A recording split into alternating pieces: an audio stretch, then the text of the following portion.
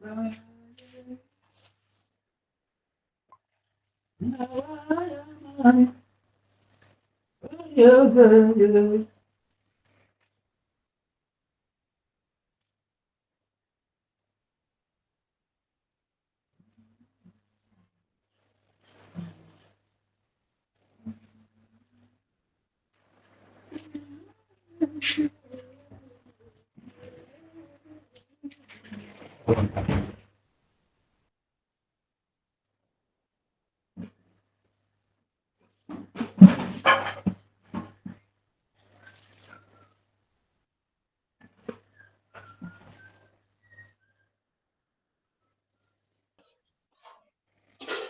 that makes sense.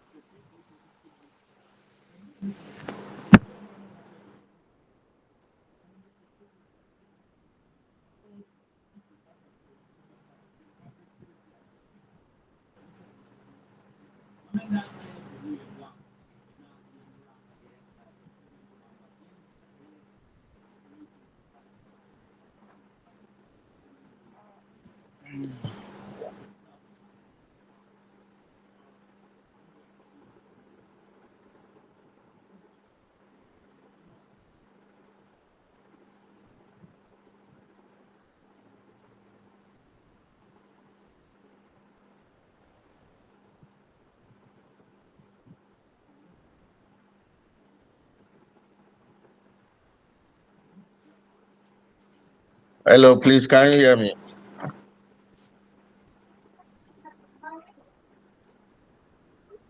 Hello, confirm if you can hear me.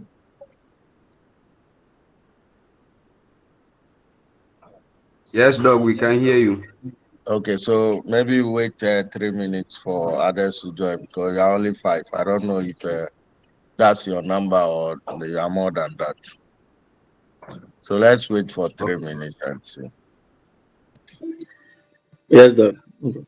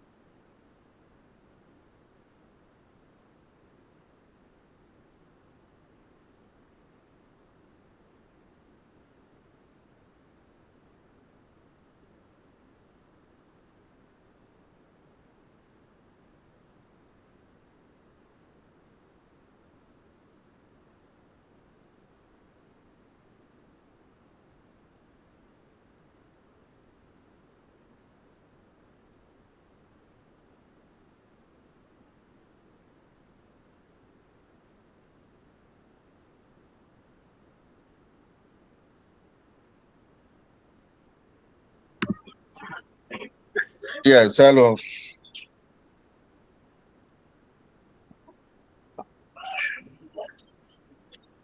Please, can you hear me? I think that's Yes, Doc, we can hear you. yeah. So I think we can start. That will be the number. I don't know if others will join. Yeah, maybe Or they will what? join you. Sorry, Yes, please, we can start. because I don't know if others may want to join. But do you know your total number? Doc, please no. For Dog, voter region, we are three. You are three. Yes, Yeah, and voter other region, we are only three. regions. Yes, for chemistry. Yes, and other regions. Kumasi, you are yeah, how many? Doc, in Westco we are four. Dog. You are four. Yes, Dog, Westco we are four. Okay, and Thank you, then brother. central region.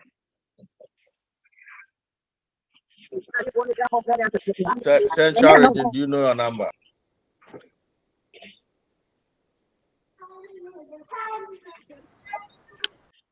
Please, Doc. That's why we are Three. three. Okay, and then yes, Go for it, we are seven. Ofodia, Ghana, Yeah, we are seven. Okay, and then how Why about we are two? those from Brona, North, North? What center we are two? Two. Okay, so basically what No, it means is that at Northern least, Region 2. yes. So at Summary. least I should be expecting not less than 21. But that is okay. We can proceed. Okay, so we started with this introduction to electrochemistry, and I think going forward we went through just the basis of these electrochemical cells, and we ended that with this class practice. Is that correct?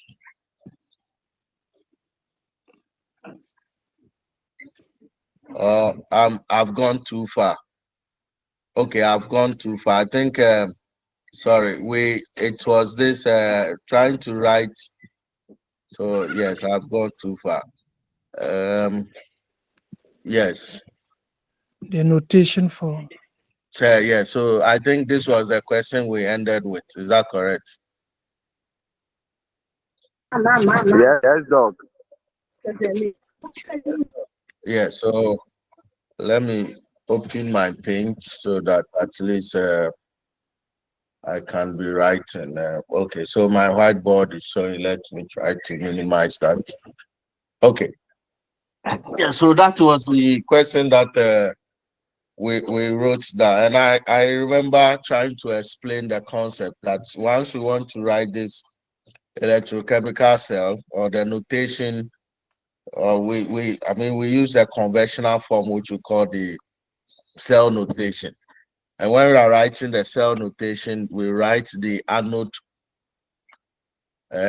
followed by the cathode. But the anode moves through from a reactant to a product. So we separate that with just one stroke. Then between the anode and the cathode, we use two strokes. So the anode is where the oxidation happens, and then the cathode is where the reduction happens. So we write the oxidation reaction, and the oxidation reaction, the arrow is separated by one stroke, and then the the oxidation reaction and then the reduction reaction is separated by two strokes, which represents the salt bridge. Is that okay? Yes, dog. Okay. Now, in this particular question, we started with a basis by saying that the hydrogen gas is going to be releasing the hydrogen ion. So that forms the anode part. And then the cathode part will be the ion 3 to ion 2. Then we drew attention that gases don't normally So here we use the platinum here as just a means of conducting the gas from the anode to the cathode. So when we are writing, we include the the platinum. So of course the platinum is not going to be releasing any electron. So basically we say that the platinum is just an inlet electrode, and that inlet electrode is what is going to be helping us conduct or carry the electrons from the hydrogen to the ion part. So that's how we write that. So I remember trying to end with that by saying that we can write it where we put the hydrogen gas into brackets, or just write so everybody knows that once there's a platinum stroke the hydrogen stroke the platinum, the platinum stroke the hydrogen gas, which is into bracket, which is going to release the electron and become H plus, then the double stroke, and then that of the ion 3 to the ion 2. So I think this is what we ended with. Is that correct?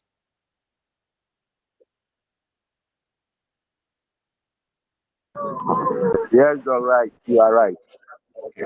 Okay, so let's make progress from there. So today we want to consider what we call cell potentials. And we're trying to look at the differences in charges. So if the electrons are going to be released and creating these charges, what would be the charges moving from one point to the other? That is where we bring these electrode potentials in there. Sorry. So basically, cell potentials are measured using the standard hydrogen electrode, which we just the cell that we just wrote. So in this particular, I don't know if you can see my cursor. Okay, let me change to red. So you can see it. Yeah, Okay, so Yes. we such a system, we call it the standard hydrogen electrode. So where we have the inlet platinum serving as carrying the electrons from that, so the hydrogen becomes a kind of a reference point.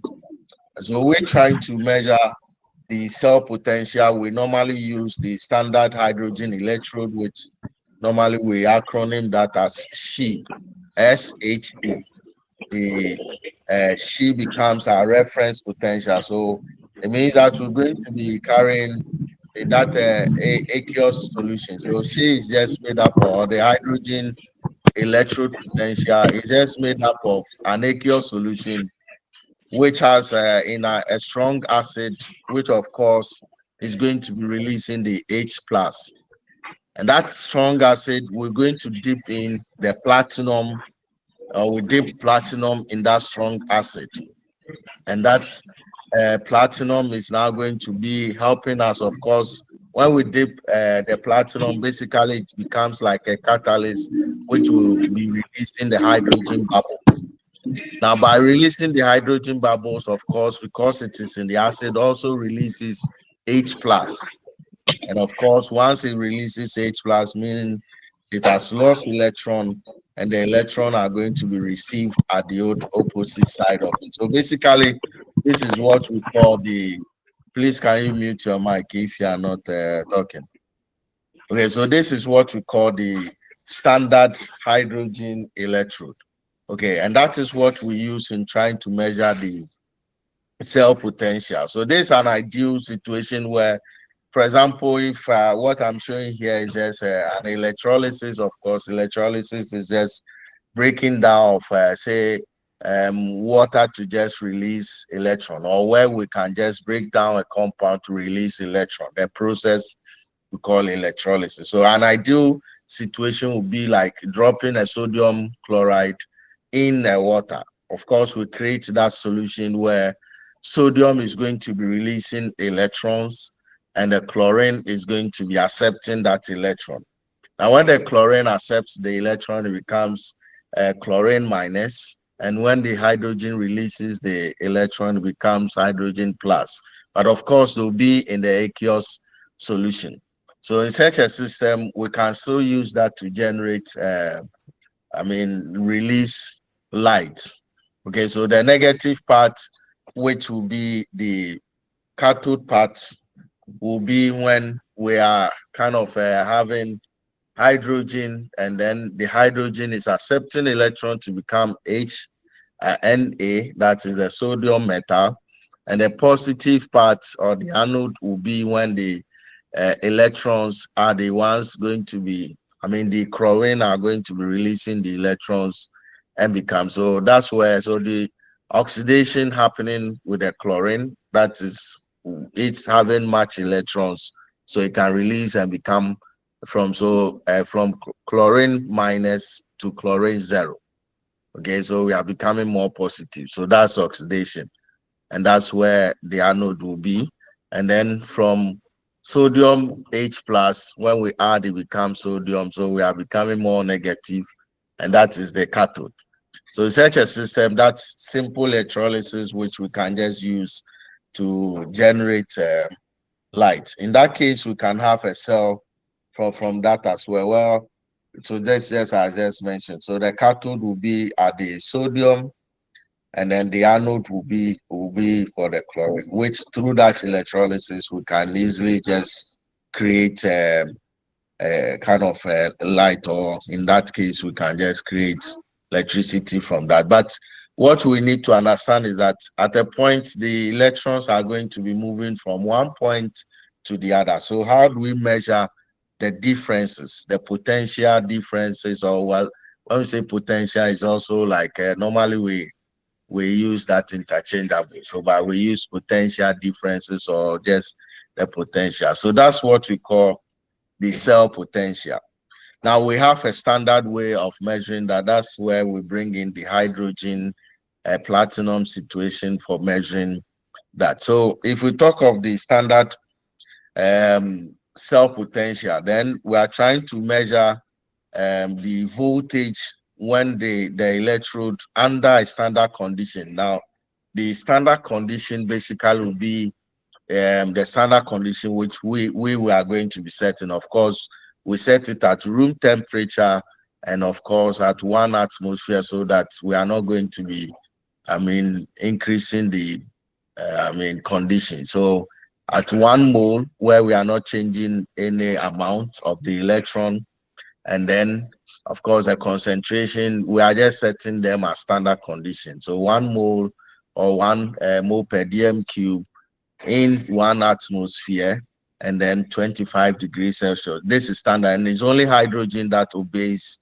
this condition. So once we set this condition, whatever potentials that we are going to be measuring is in reference to that kind of standard condition, and that's where we call it the standard cell potential. So every metal or every electrode that we are going to be using is going to be made to, so when we say that we have measured the cell potential of, say, zinc, and it is this number, what we are trying to say is that we are setting it, or we are having a standard reference, and that standard reference is when we set the cell to these standard conditions, and of course comparing it to hydrogen.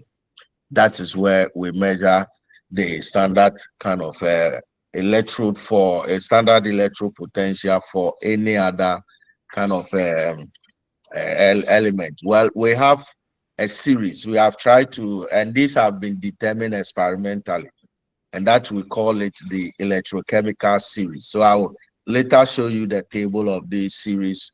So almost the common metals which we use as electrode, we have measured their standard electrode potential, and of course they were measured using the reduction potentials. And what I mean is that, when we are trying to measure them, we can, in the radar situation, we have the oxidation part, and then we have the reduction part. But it looks like the hydrogen being a reference, so we use the cathode part of the hydrogen as a reference. So all the electrochemical series which we measured them using their reduction form. So we'll look at the reduction potentials for almost all the half cells or the two known electrode which we use as that. So when we see that, we should always remember that the standard cell potential, which we normally represent by E naught.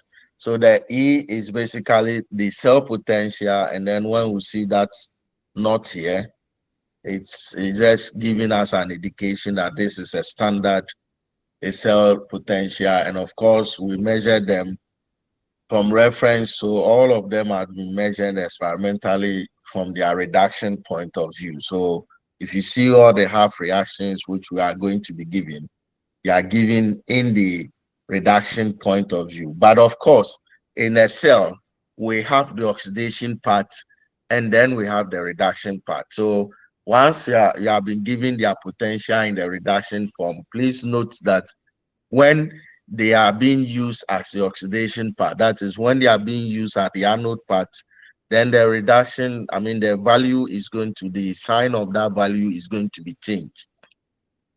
Please do get me. Yes, Doc. Please. Sorry, Doc, please, can you come again?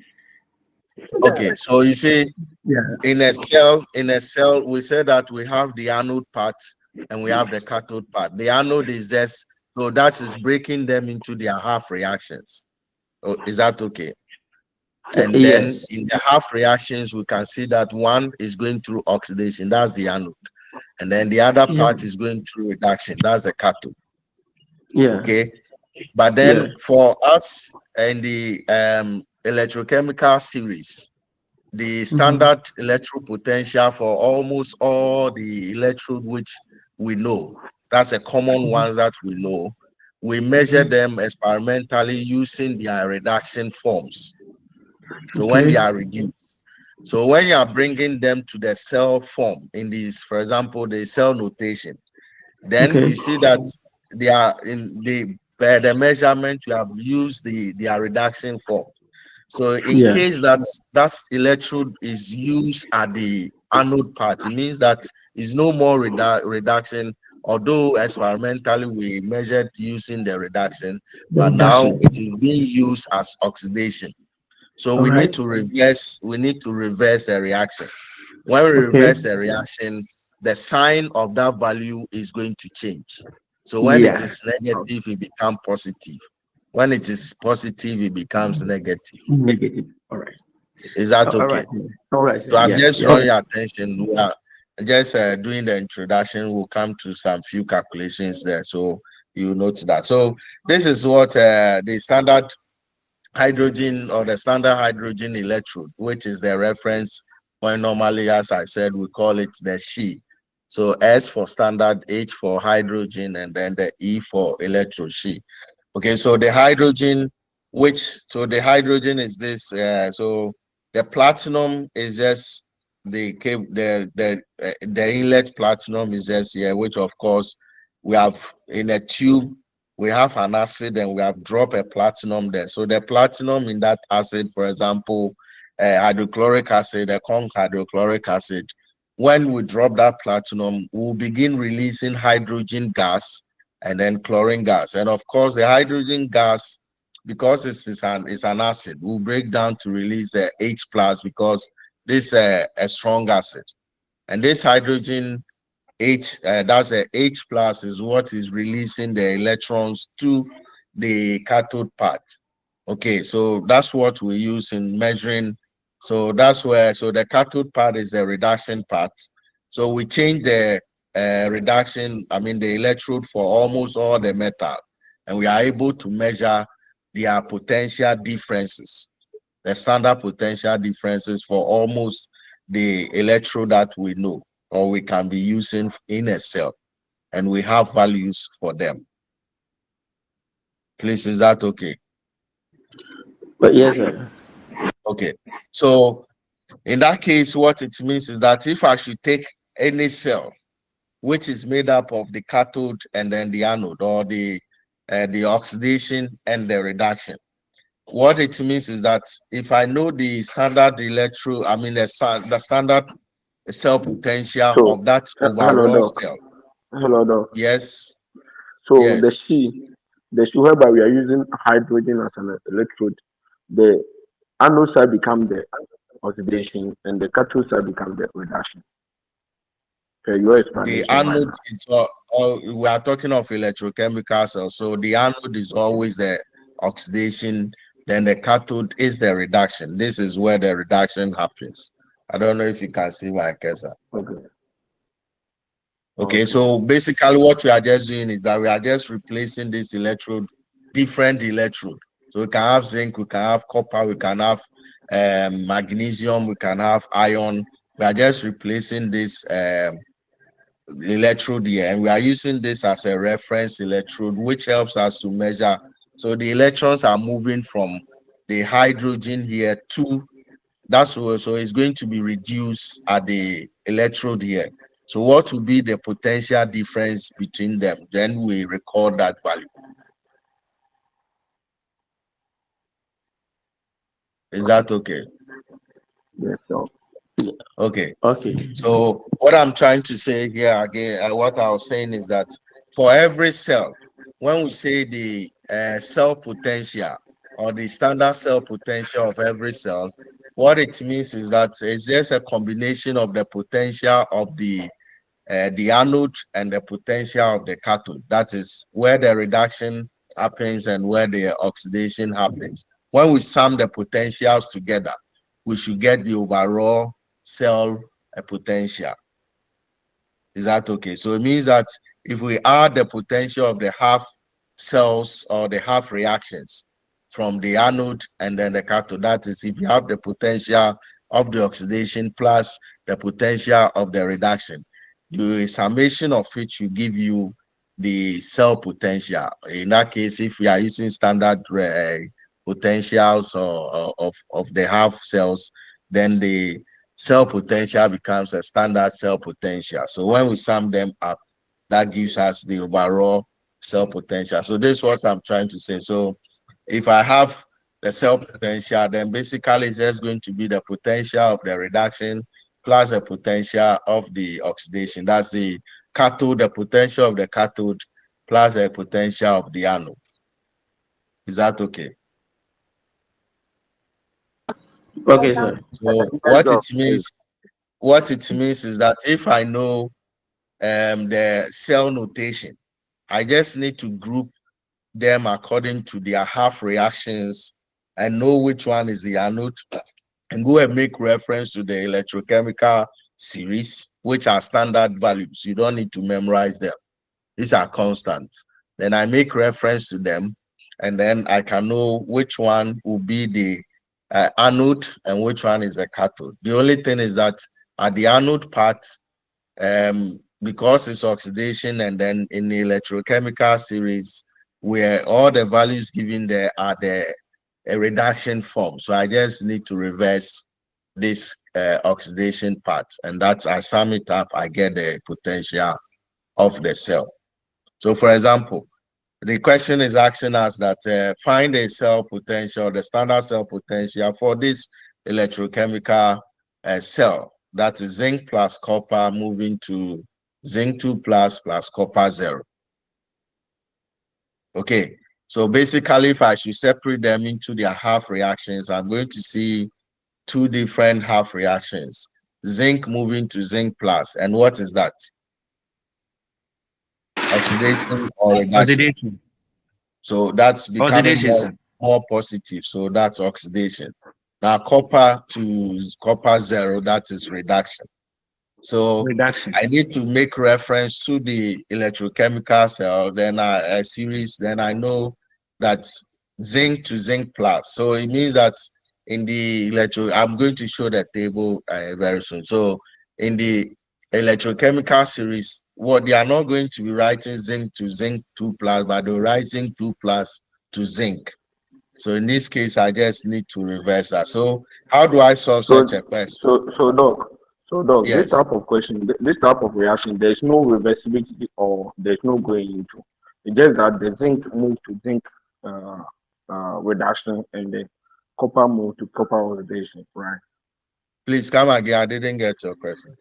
We are looking at the reaction, just reaction that we are right now, pointing your cursor to. There's no reversibility aspect of it. There is no what?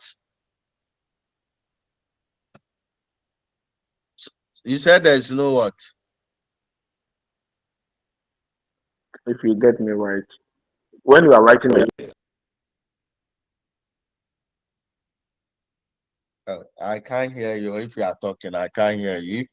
If somebody heard it, maybe you can say it because I don't know whether you are talking or you are not talking, and I'm not looking at the chat board. Please, are you talking or you are not talking? Let me check my because online. No, please come again. my network dropped. What I'm Okay, trying so to say is come again. what I'm trying to say is let's look at the reaction right now at the example column. The zinc solid plus the copper aqueous going to. So there's no time which indicate that this is the product and this is the reactant. So that one, Oh, if the please, sign please. didn't come, I it's not guess problem. I Okay, can put it okay, there. Let me put it there. Let me okay, drop and okay, put it there. There. So by all means, you should know that once we have to okay. this in there, let me drop it and then put the arrow there for you so that you don't come and argue with me that I didn't put any argue. So 1 minute, I'll just minimize this thing and come back. Okay, so so a minute. Let me.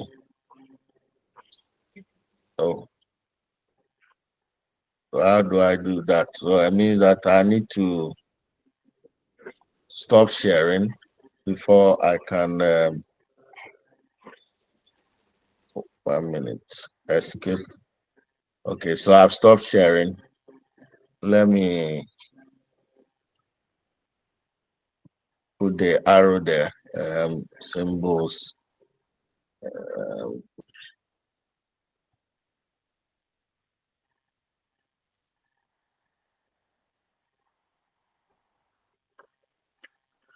So my friend asking the question. Now, do you see the arrow? I put blue arrow there. Are you okay now? Yeah, I'm Okay. okay. So now you can know the product and you can know the reactant. Okay. So Yes, Doc. so can we move on? Yes, Doc. Yeah. Okay. So I mean, in trying to solve this, I need to separate them into the various half reactions, and so that I know which one is the oxidation, which one is the reduction, then I can fit them into the cell, which I know that the standard electrode, standard cell potential is basically the standard potential of the reduction plus the standard potential of the oxidation. Basically, it means the potential, standard cell potential of the cathode plus that of the anode. But the only caveat or the only warning here is that where we are going to picking our standards from, the values of our standard are always given in the reduction form. So always make sure that if a species belongs to the oxidation, try to reverse that species and make it it will be given in the reduction, so reverse it to the oxidation form. Okay, so first of all, when I separate that, I'm going to separate it. I don't know if you can see my cursor. Okay, let me put that. Okay, so it's here, right? So I separate them into the half reaction. Then I notice that the zinc to zinc plus is my oxidation, then copper to copper zero is the reduction. So I look at the standard electrode potential for copper, and this is the value. So sometimes we give it to you direct, sometimes we give you the table so that you go through, but that's tedious. In the question, we just have to give you the values or the constants. So the standard reduction potential for copper is plus 339 volts. We measure potential in volts. And then that of the zinc, the reduction of the zinc is minus 0.762 volts. Is that okay?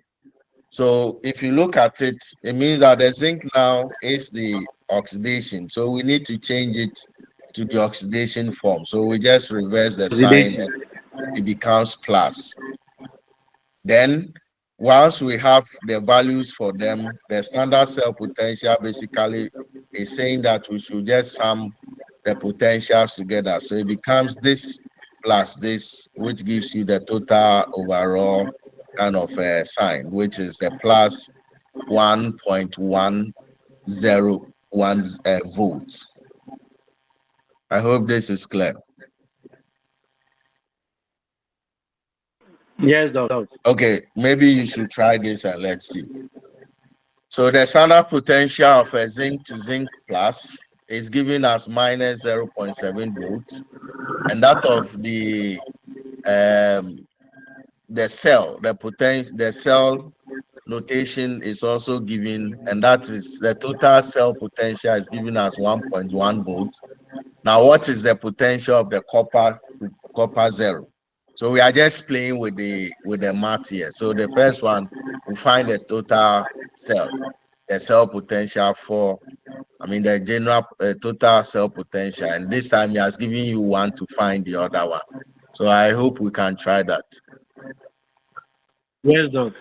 So within 2 minutes, let's go through that. So, Doc. Yes. Let's look at the previous slide, the slide that just came, the slide previous one.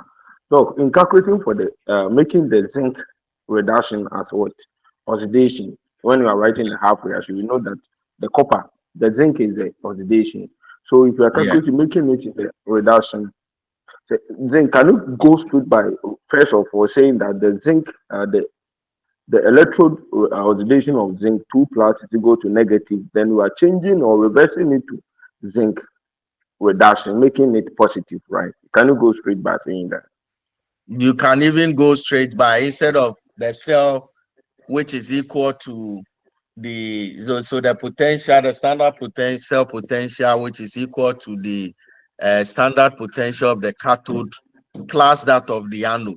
You can just go straight and say that the cell potential is equal to the cell potential or the standard potential of the cathode minus that of the anode. In that case, you don't reverse anything. So instead of the plus, if you bring the plus, means that you need to reverse the reduction form of all the oxidation half reaction. You have to change the sign. But then if you just quote it direct and say that cathode minus anode, so whatever value they give it to you as the anode, which is the oxidation part, you just put it there. That is all. So when it is minus, it will become plus automatically. When it is positive, it will become minus automatically. Okay. You get me? Yeah. Let me write this. So my brush. So if I say E, so can you see it on top? We said that the cell potential is basically equal to the it's basically equal to the E naught of the cat, and the cat is basically where the oxidation happens. So E naught cat. Sorry, I don't have smooth surface. Okay, E naught plus. Yes, I'm listening if you are talking. The cathode is where reduction takes place. Yes. Okay. Okay, let me see if I. So let me go to this whiteboard. Okay, so basically, sorry, I'm not seeing this thing well. Let me use my this, and I think I'm not seeing my whiteboard well. I don't know if you can see it. Please, can you see my whiteboard? But we can see it very well. Okay. So let me say that the electrode potential, the cell potential cell, or the standard cell potential is basically So I'm not getting a smooth surface. Well, a minute, let me find. I'm putting the mouse on my laps, and it's okay. So it's equal to the reduction. That is the cathode. So that's the cathode plus that of the anode. Okay, so we can also write it this way. So plus the anode. And of course, the anode is where the oxidation happens. And then the cathode is where the reduction happens. Is that okay? Yes. Yes, sir. Okay. Now, these are standard conditions. These are also standard conditions. I'm saying that all the electrochemical series are given in the reduction form. So you need to reverse the reduction to the oxidation form, this part. And while reversing, meaning we are just changing the sign. Okay, so basically we can just write the formula as this, and it's just the same thing. So the E cell, so this is the E cell. So the E cell basically should be the reduction of that reaction, or that, so that's the cathode minus that of the anode. So this time, whatever value which are given as the oxidation, or you get as the oxidation, you just put it into this equation, and that is all. You don't reverse anything before adding them. Is that the same? Are we okay? Yes, sir. Yes, sir. Yes, sir. Okay, so 2 minutes, let's try this question and let's see what happens. So this is a question that we are giving the electrobyte. So you see that zinc to zinc 0, that is reduction. And of course, copper to copper 0, that is also reduction. So, but then they have the cell notation gives you a clear indication which one is the oxidation, which one is a reduction. And it's trying to ask you that the reduction part, which is the copper to copper 0, what will be the standard cell potential for that? Okay, so we are giving the zinc to zinc 2 plus, but this time it was given as a reduction form, but in the cell it is oxidation. So we reverse that kind of, or we'll just put in the equation, the minus, and then it's just the same thing. Okay. So please, is that clear? Yeah, so Doc, in this case, in the form of cell notation, the zinc to zinc comes oxidation. So we So just only use the substitute. value minus Yes, thank 0.76 you. volts. If you are using the minus, so you see it to be minus, so it becomes positive. Yes. So what will be the answer then?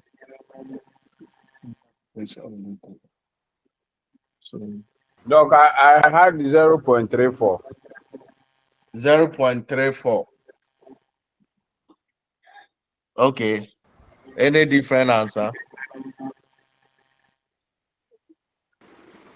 I think I just let's move on. I just showed this in the previous lesson, so we're just playing. So first of all, we are given that the standard potential of the zinc is this, the minus 0.7 volts, and then we are given the half, the overall cell notation, and then their volt is 1.10. So basically, we write the half reactions. You're going to see that you are given the anode, and the anode is given as the reference was the cell potential was minus that,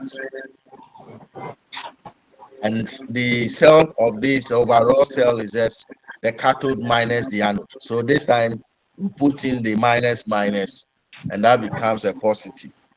So that's otherwise we just need to reverse it to the oxidation form, then we get the answer. Is that okay?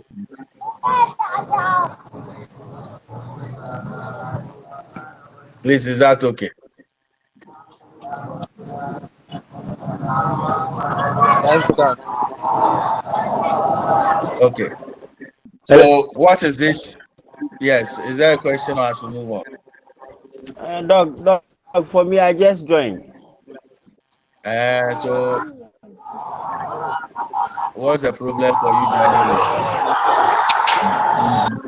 Actually, I just closed from work. I just arrived And I'm home. saying that you have problem. So let me know your problem. So my problem is calculating for the anode and the cathode.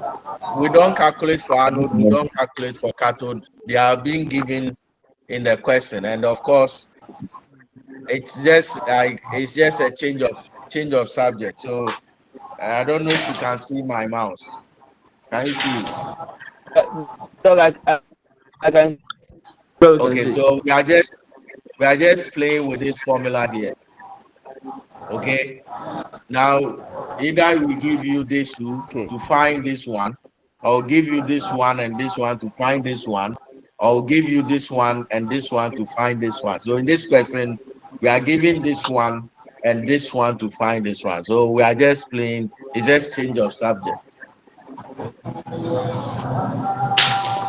Is that okay? Now, Okay, your Doc. role here Okay. is to be able to separate this half, the cell notation here into its half reactions and know which one is the reduction, which one is the oxidation. And of course, the last week we did this thing by saying that when we are writing the cell notation, we write the anode first. That is, we write the oxidation part first, followed by the reduction part. Okay, so basically the zinc to zinc 2 plus X the oxidation. And clearly you can know that from zinc 0 to zinc 2 plus, we are just losing electron. And then from +2 Yes, to Doc. 0 means that we are gaining electrons. So that is reduction. And the question gives us this standard electrode potential for zinc 2 plus to zinc 0. And you can see this is given in the reduction form. So it's either, because this is oxidation, it's either we reverse this one to make it oxidation. By reversing it means that we bring the zinc here and then the zinc 2 plus goes here. In that case, it will reverse the sign. Okay. Doc, Okay. We hello, just Doc. put in whatever Hello, value Doc. which we have been Doc, given, we just put in this value here and it will just end up the same way. Yes. Doc, please, let's look at the main reaction that we use it to generate this. The main reaction, the zinc to zinc 2 plus, yeah, and the copper is to also copper 2 plus, or copper 2 plus to copper. Okay, Doc, I get you. You get it. Yeah, Doc. Okay, so the answer should be 0.34 volts. Is that okay? Now, what is this? Where do we Yes, get Doc. this? Where do we get these standard values which we have been using? This is what we call the electrode or the electrochemical series. Of course, the species of which we are going to be using, that is the electrode which are going to be using. As I explained earlier, we are going to be using hydrogen as a reference. So the hydrogen is given a cell potential of 0. Okay, as a cell potential of 0. And then we make that measurement. We see that some of the half reactions are going to be positive, some of them are going to be negative. And these values, we record them as their reduction forms. So all these that we are recording here are just the reduction forms of these electrodes when we are using them. So these are the values there. These are Mr. standard Frimpong, values. please mute your mic. Is it kumate or something like that? So these are standard values. These are, well, if I should say constant values, you don't need to memorize them. It should be given to you, unless we have given you two that we say we should calculate for the other one. But that is all. So this is what we call the electrochemical series. Is that okay? Now what we do is that we are just going to be using hydrogen to release electron, which these metals or these species are going to be accepting this electron in the reduction form. And that's, we can measure the volt or the cell potentials from that kind of point. So this is how we do the measurement. Well, I have this question that says that can we, instead of using hydrogen, can we use, for example, potassium permanganate to really oxidize these species under the standard conditions of this acid? Liz, what do you think?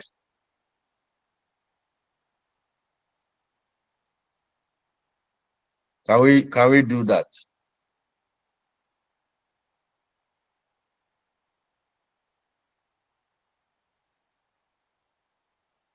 Oh, are you all for? Doc, we are hearing you. No, please. We are here. We can hear you. No, please. Yes. So please address my question. Can we use aqueous potassium permanganate to oxidize iron 2 plus to iron 3 under standard conditions? No, please, Doc, sir. yes, sir. To me, yes, we can do that. No, sir. Somebody is saying no, and your no, please justify your no. Yes, justify your yes. Then no. Why do you say no? No, because the hydrogen that obeys that rule. So Yes, hydrogen is used please. as reference. Yes, but read the question very well.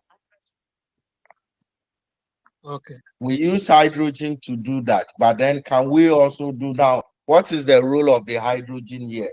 The role of the hydrogen is to release electron so that we oxidize, it oxidizes or reduces the other component.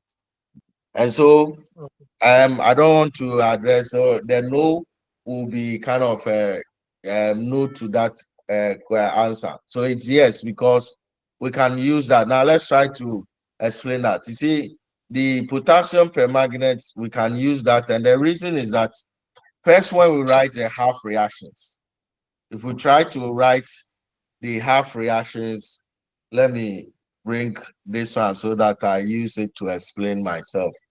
So let me clean this. So let's clean this from there. Now we are saying that can we use that? So let's try the half reactions first. In that case, we are saying that potassium permanganate. And of course, in aqueous, basically what will be left is just the permanganate, which is MnO4 minus. That's a potassium permanganate. So the potassium will just be there as K plus. Okay, now when this goes through, so this, if you calculate the oxidation state for the manganese, what will be that? And this can move to form the manganese 2 plus. What's the oxidation state of the manganese in the permanganate? Please calculate that and tell me. Oxygen is -2 times 4, which is -8, and they are all equal to -1. So this becomes +7. Okay.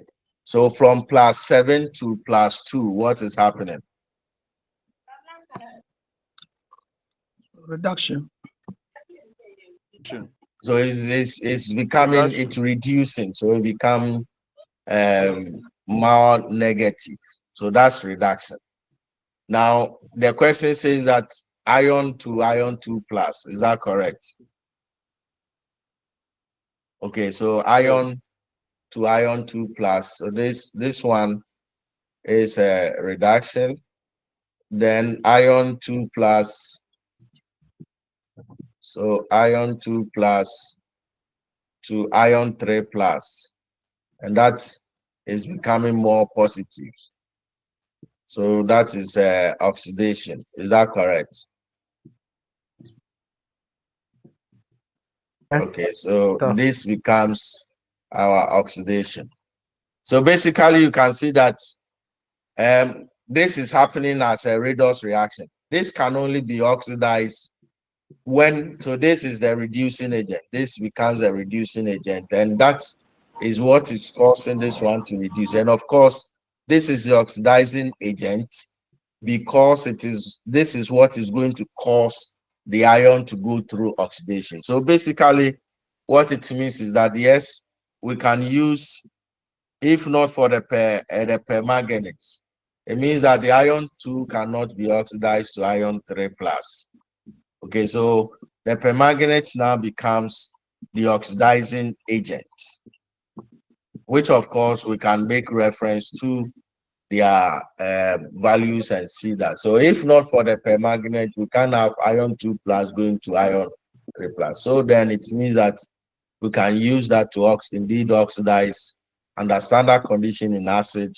It can also go through. Once there's a redox reaction going on there, we can have that happening. So again, I brought this so that the hydrogen just becomes a standard reference point to measure their voltage.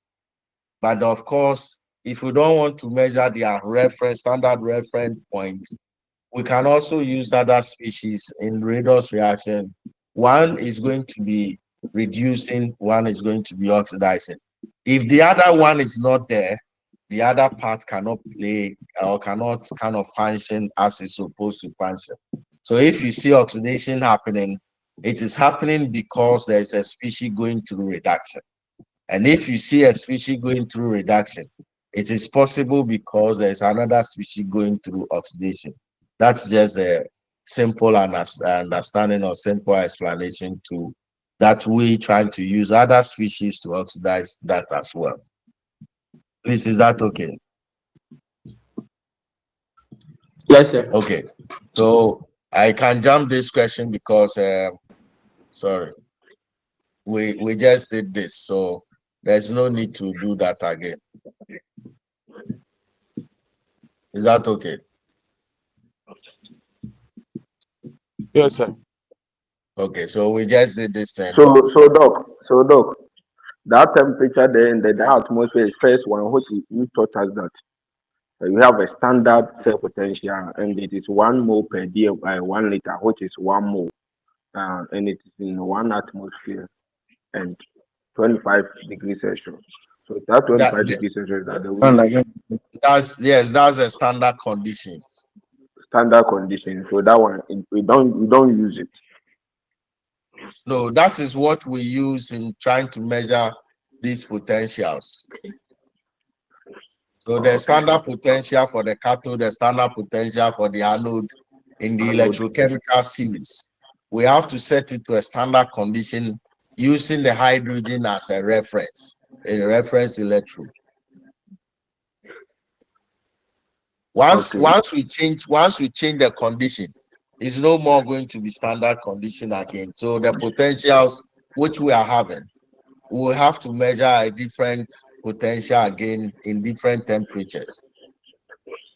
So for example, you change it to 27 degrees Celsius.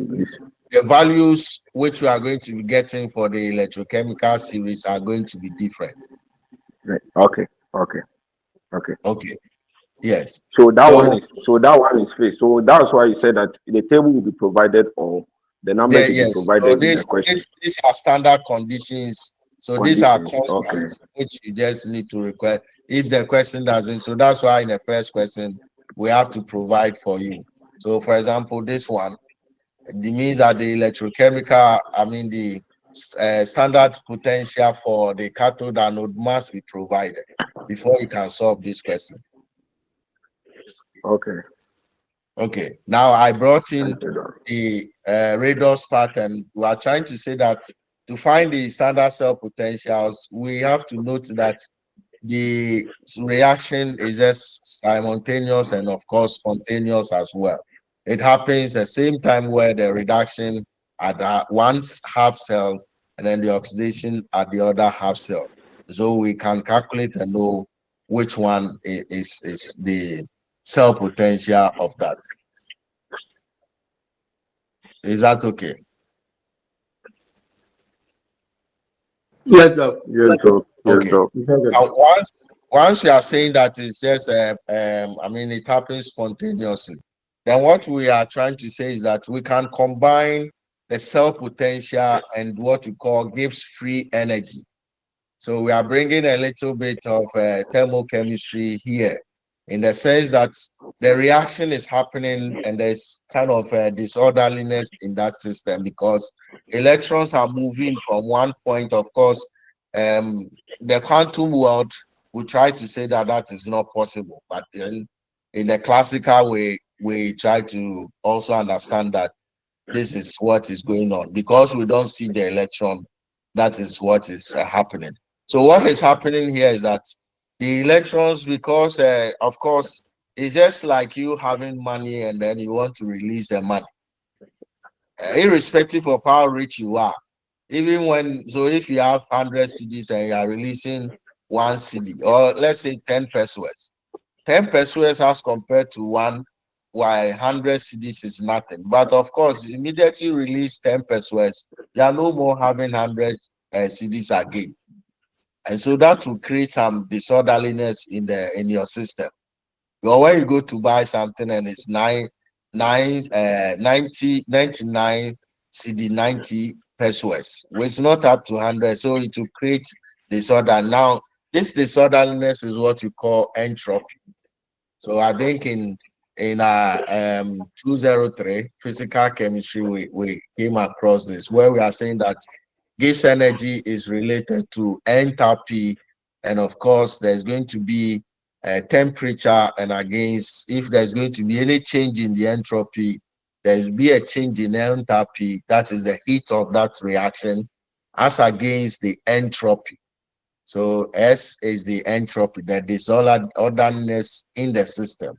And of course, we want to relate the standard cell potential to the Gibbs free energy and of course the equilibrium. But first, we try to define what this free energy is. And this free energy is just relating it to the enthalpy. And of course, enthalpy is a change in heat. So when there's any kind of reaction going on, there's going to be change in heat from one point to the other. And of course, there's a temperature involved, and it's going to create a disorderness here. Okay, now when the reaction or when the Gibbs free energy is negative, when we try to calculate that, and we say that, well, when we get the Gibbs free energy to be negative, what it's trying to tell us is that the reaction is spontaneous. Well, when it is a positive, we'll say that it's non-spontaneous. I think we mentioned that, but where we are trying to link the two is that the Gibbs free energy is linked to the cell potential by a constant. So we are saying that the Gibbs free energy is proportional to the amount of electron which is going to be flowing and the potential which is going to be measured in volts. Now, the constant of proportionality is the F here, which we call the Faraday's constant. Faraday's constant is given as 9.648 times 10 to the power 4 coulombs per mole. So note that it's just a constant again. You don't need to memorize any constant. But this relation is where we relate the free energy and the potential. Now the N here is basically the number of moles which is going to be flowing in the system, which is causing the disorderliness which we use in measuring the free energy, and then the cell potential for the system, or the standard cell potential of the system. So once we say standard, it means that the Gibbs energy should also be standard. So how do we get the values? Of course, when I know the cell potential, and I can know the cell potential when I know the cathode and then the anode, I can calculate for the cell potential. And of course, in the redox reaction, I will know the number of electrons that are going to be released both at the cathode, the cathode and the anode. In the overall reaction, what will be the number of moles of electrons which are going to be released? So when I balance that, I'm going to see the total number of electrons. Then multiply all by the Faraday's constant. It should give you the Gibbs free energy. Is that okay? Yes, sir. Okay. Well, okay. the standard, so the Faraday's constant is giving us this. So one coulomb volt is just 1 joule. So these are just unit conversions which we either use, we can write a Faraday's constant as this joule per volt per mole, or there's the coulomb per mole, because coulomb volt is just 1 joule. So it's just hello, Doc. unit conversion depending on what you are dealing with. Yes. Hello, please, Doc. So the temperature there is not necessarily based on the. Which temperature? Okay. Oh, Doc. Which temperature? That one, the previous one. The G is equal to H minus T. The TS. That one, the formula that I was talking about. So that one. This one. Yeah. This is Gibbs free energy. The formula for Gibbs free energy, which is H is the enthalpy, T is the temperature, and then S is the entropy. And this is the thermochemistry. And now we are trying to say that there's a link between the Gibbs energy and the cell potential. And the link is because the electrons which are going to be releasing is going to create this entropy difference. And that's where Gibbs comes in. So this is the formula which you are now going to. So this is a link. So whilst there's going to be electron creating a potential, the electron is going to create entropy, and entropy is related to free energy. So that's a formula we end up deriving from that. So this is the formula we derive. Okay. So we keep this formula again. Three basic variables, and again we can play with that again. So Faraday's constant is constant, and it's giving us this value 9.648 times 10 to the power, or 85 times 10 to the power 4 joules per volt per mole, or coulombs per volt. So depending on what we measure the potentials in volts, and then we measure the current also in coulomb. So please note which one. So potentials, if given in volts, then we use, but the value is just the same. So we don't change that. Now let's try this class practice then. Okay, so we are given a cell, and the cell is chromium to chromium 2 plus. That's the anode part, and then the cathode is the copper. Okay, so, and of course the cell potential, that's the overall cell potential of this cell notation that you have written, is giving us plus 108 volts at 25 degrees Celsius. This is Kelvin is just 25 degrees Celsius. Is that okay? Now the first part, well, the main question is the C part, but then in stepwise, it says that we should write the net equation for this cell. So I think that one we can quickly write the equation given the cell notation. Can we write the equation first? A balance equation. Then the second part is when we write a balance equation, we can now know the number of electrons. So that's where we find an N, because we are going to use the N to calculate 4. So that Gibbs energy, right? So the Gibbs change in Gibbs energy is equal to the minus N, and that is what we can find from the balance equation, times the Faraday's constant times the electrode potential. And of course here, they didn't even ask us to calculate, they have given us the electrode potential direct. But then from the balance, we can know the number of electrons, multiplied through, we get the Gibbs free energy. So can we try that?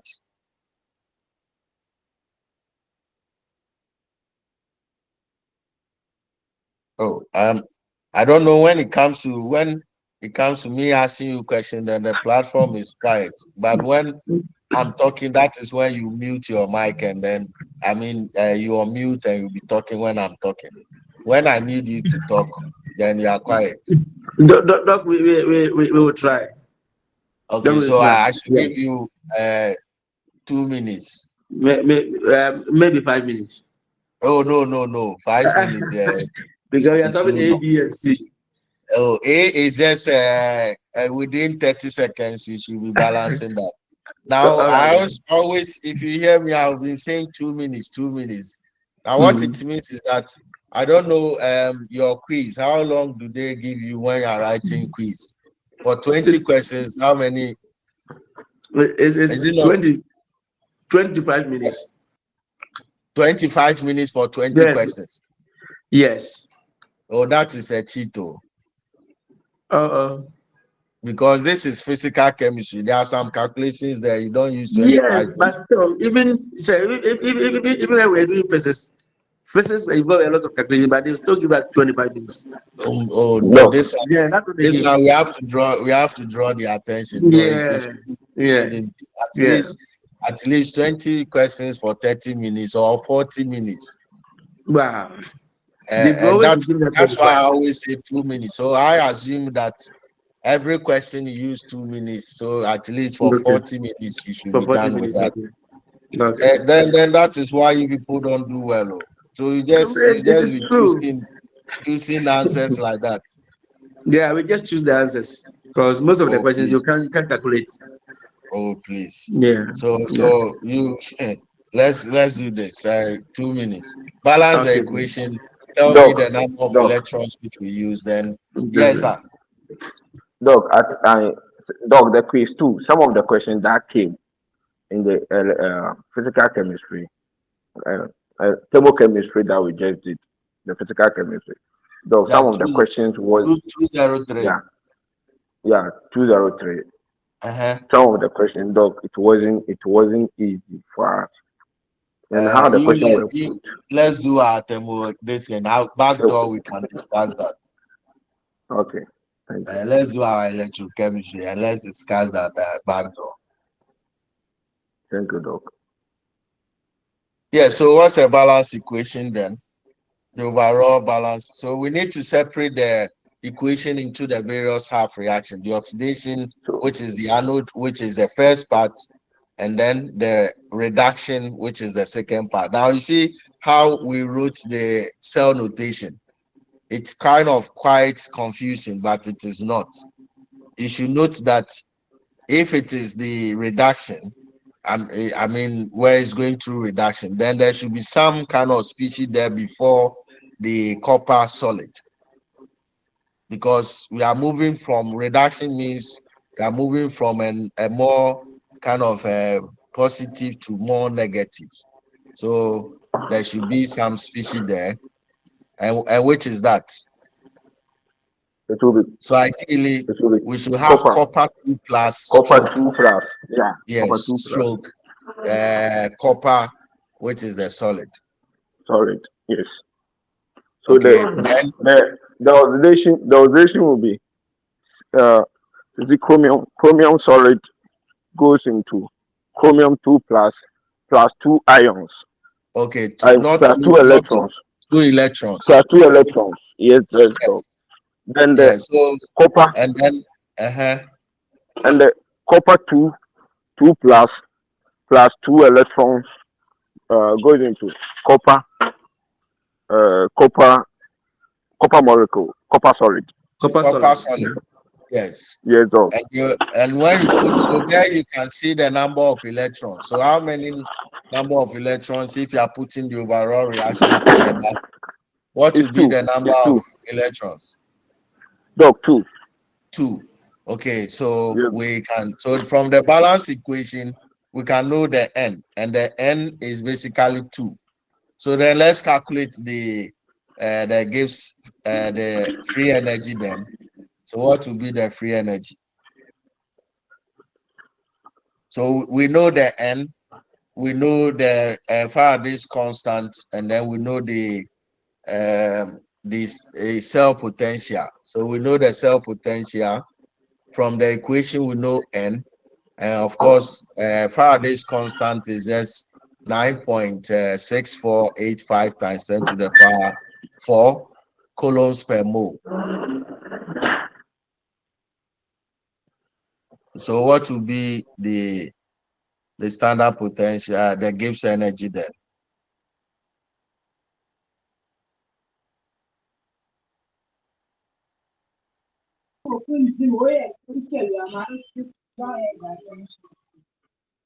Yes, please. What's the answer then?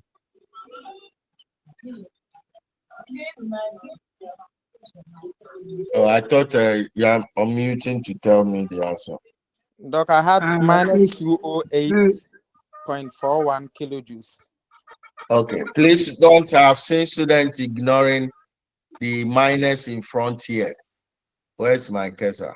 Yes, please don't ignore this minus. It tells you if it is negative, if you calculate and then the answer is negative, means that the reaction was spontaneous. If the answer is positive, then the reaction is non-spontaneous. And of course, we know that when it's spontaneous, then there's disorderliness in the system. And of course, it means that the electrons can really flow. If there's any disorderliness there, you can't get electrons flowing. And so then we can't get electricity from that. Okay, so I think it's clear then. If we calculate, we can say that we have the N to be 2, and then we have the Faraday's constant, and then of course we have the cell potential. But in some cases, they'll ask you to calculate for the cell potential before applying or using it. And of course, we did that where the cell potential is just equal to the potential of the cathode minus the potential of the anode. Is that okay? Please, is that okay? Yes, Doc. It's okay. Okay. So basically, we can just put things together. I don't know if you want to try more examples. So can we try this?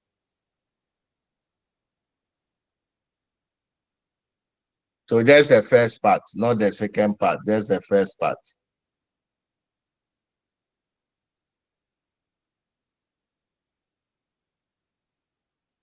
So the Doc, reaction of please, Doc, please, can I see the previous slide, the answer?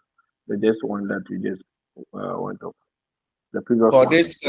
this question. No, the previous question. The question that we just did. You said you want to say the answer. Yeah, I want to see the answer. I want to see it. So Yeah, did you this get one. did you get the answer? Yes, Doc. Or yours is different? No, mine wasn't different. Hey, my friend, Thank are you, you Doc. sure?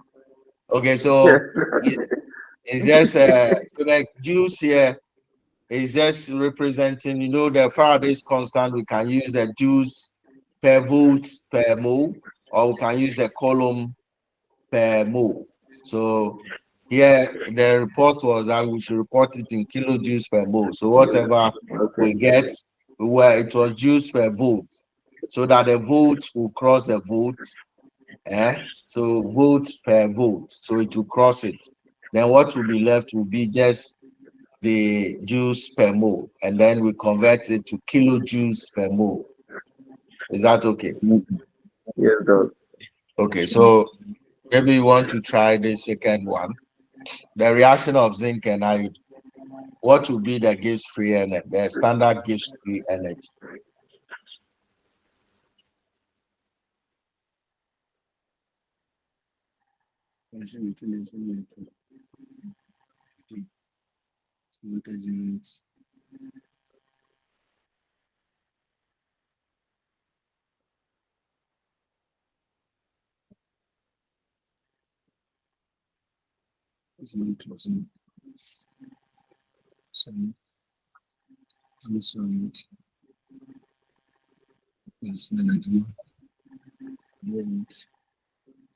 Yes.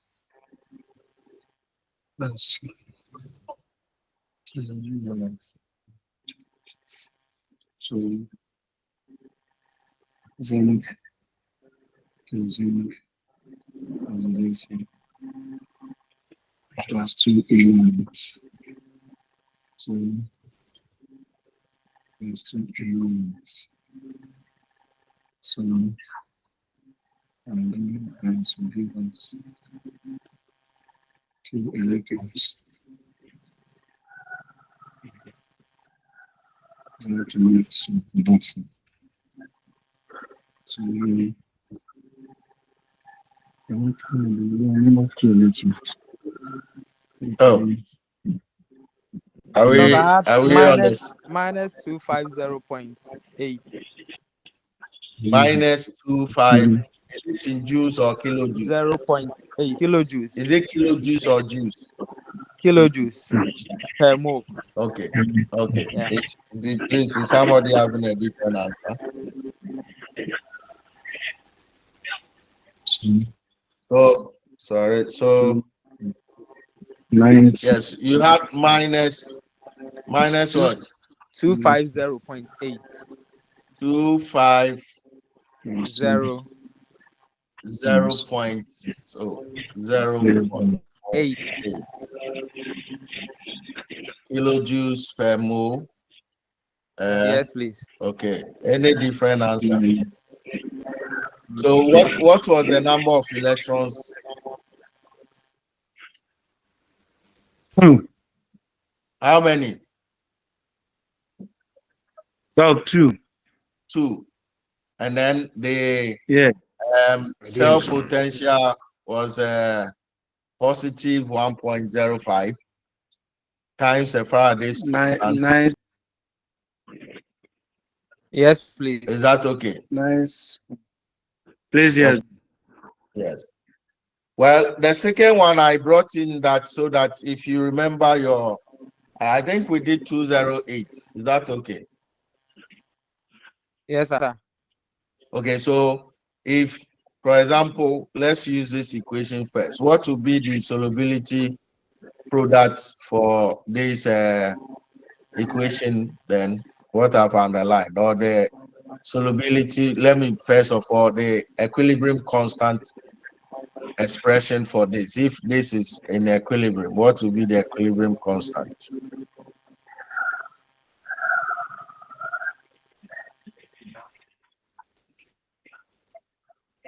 Do you remember? So the equilibrium constant will basically be equal to the product. So that's the concentration of the zinc 2 plus, raise the power the other, and it is 1 times the concentration of the iodine, and the iodine is 2, so it's going to raise the power 2, divided by the concentrations of the iodide or the iodine gas. The solid we don't include because activity will be 0. Pure solid, pure liquid, we don't include in that. I don't know if you remember that.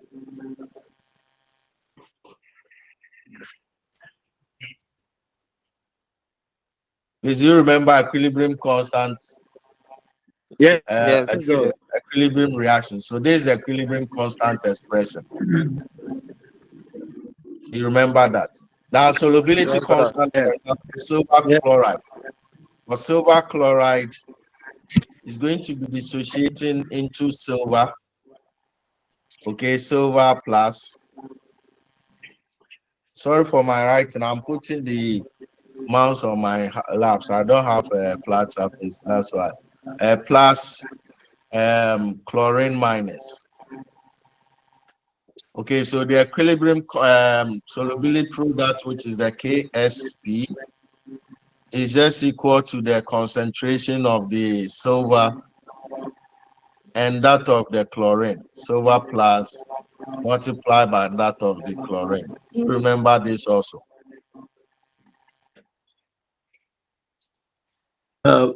This one, yeah, Doc. No. We did that in 208. Was that which course was that? Physical chemistry. Physical chemistry. Okay. We have physical chemistry 1 and physical chemistry 2. No, we only did physical chemistry. I think physical chemistry 2, where we had the but the one we didn't do it. Okay, so it means that, but then you remember this from maybe secondary school. That's why. So the equilibrium. Doc, our babies, you like the babies here. Okay, so let me write this again. So let me clean this. So let me clean this. Okay, so when we are writing, so for example, the example which I just showed. So zinc solid,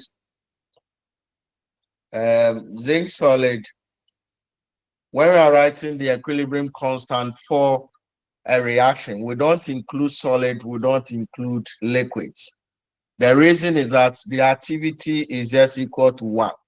And when I say activity, what I mean is that when you put a solid and that solid has a volume, if nothing changes, that solid remains the same solid in the same volume, the same thing as a liquid. But when it is a gas, when it is an aqueous form, the activity will be changing. Once it's in that volume, it will just be in action. So you can have sodium chloride in water.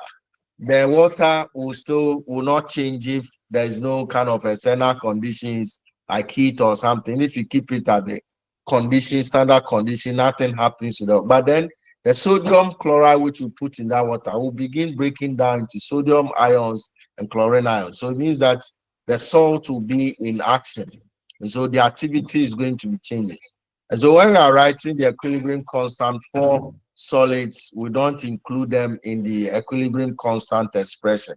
But then we include those of the aqueous forms and those of the gaseous form. So the iodine gas, we can include, even this is just in the aqueous form, we can include that, and that it goes to, so we say that equilibrium, not when it goes into complete reaction. So this is zinc 2 plus,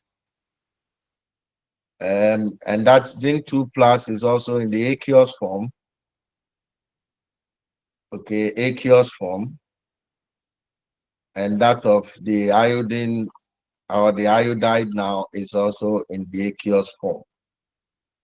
Okay, so if I say that I want to write the equilibrium constant expression is just equal to the product divided by the reactant, the concentration of the product divided by that of the reactant. And that will give me the equilibrium constant with respect to concentration, we call it Kc. If you are going to use, we are going to use pressure, that will be Kp. But then the concentration of the zinc, which is, so the product is a zinc 2 plus, okay, 2 plus, and that's the mole there is just 1. So the other is also going to just be 1. Multiplied by the iodine, when we balance the equation, this is 2. So the iodide is going to give us raised the power 2. And then divided by the reactant. Now, the reactant is the zinc solid and then the iodine itself. But because zinc, there's no activity there, we don't include it when it comes to equilibrium constant. So this will just give me the iodine gas.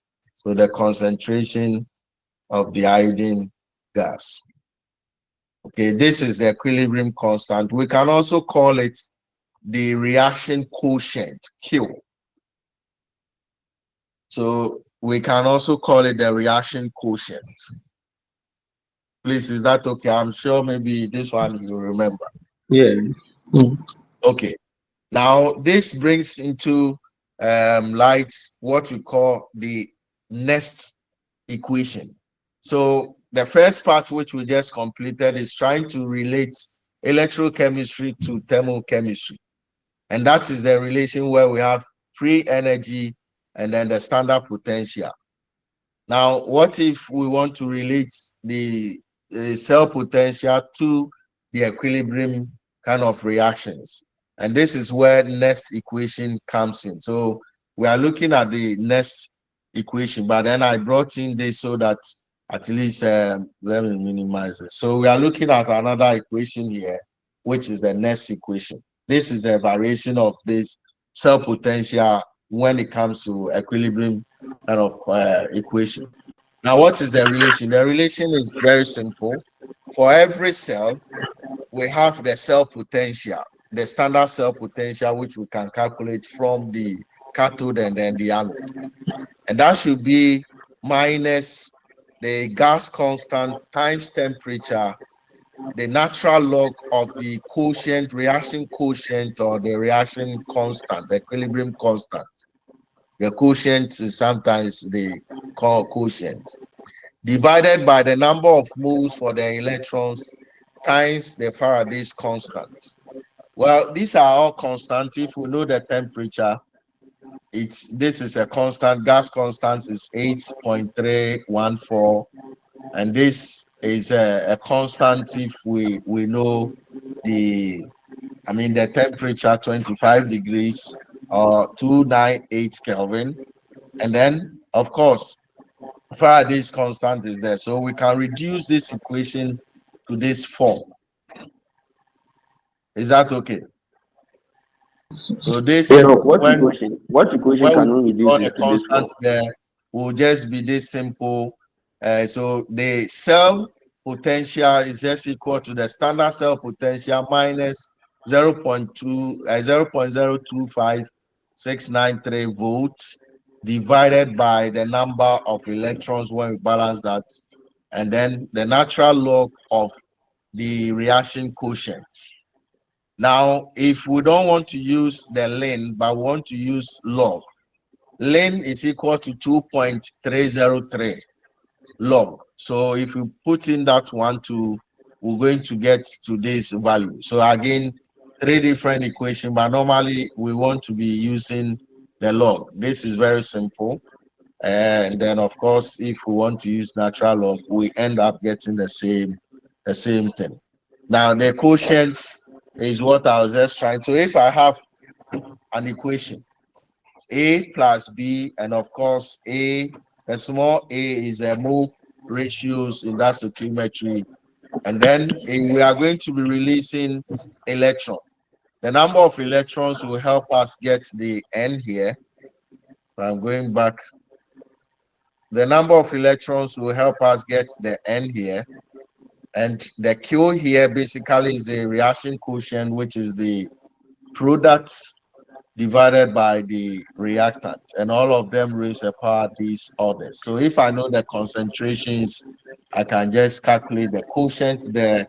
And then the log of that times 0.0592 divided by the number of electrons in the reaction, in the redox reaction, will just give me the cell of that, not the standard cell. Now we want to measure any cell.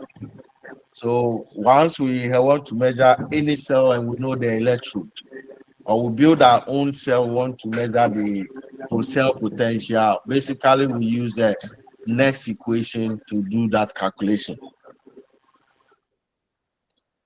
Is that okay? Can we try one example and then we see how it goes?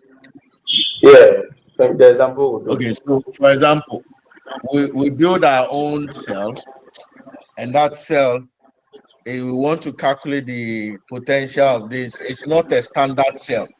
So standard cell will basically will have a standard electrode, where the electrode can be zinc, copper, and we know their standard electrode from the electrochemical cells, a series. That's a standard cell, and that standard cell is just basically the electrode potential of the cathode minus that of the anode, or plus the oxidation. That we know is standard. But what if it's a non-standard cell? Then we have to use the next equation. So for example, we have built a non-standard electrochemical cell, which we have represented here in the cell notation here. Copper 2 plus and the concentration of the ion is given. 2 ion, of course, it means that there's ion solid to the ion silver solid to silver plus, and of course, because the quotient doesn't include solid and liquid, we only give the concentrations of the ions. So that's the concentration of the ions given, so that we can use that to calculate for the quotient Q.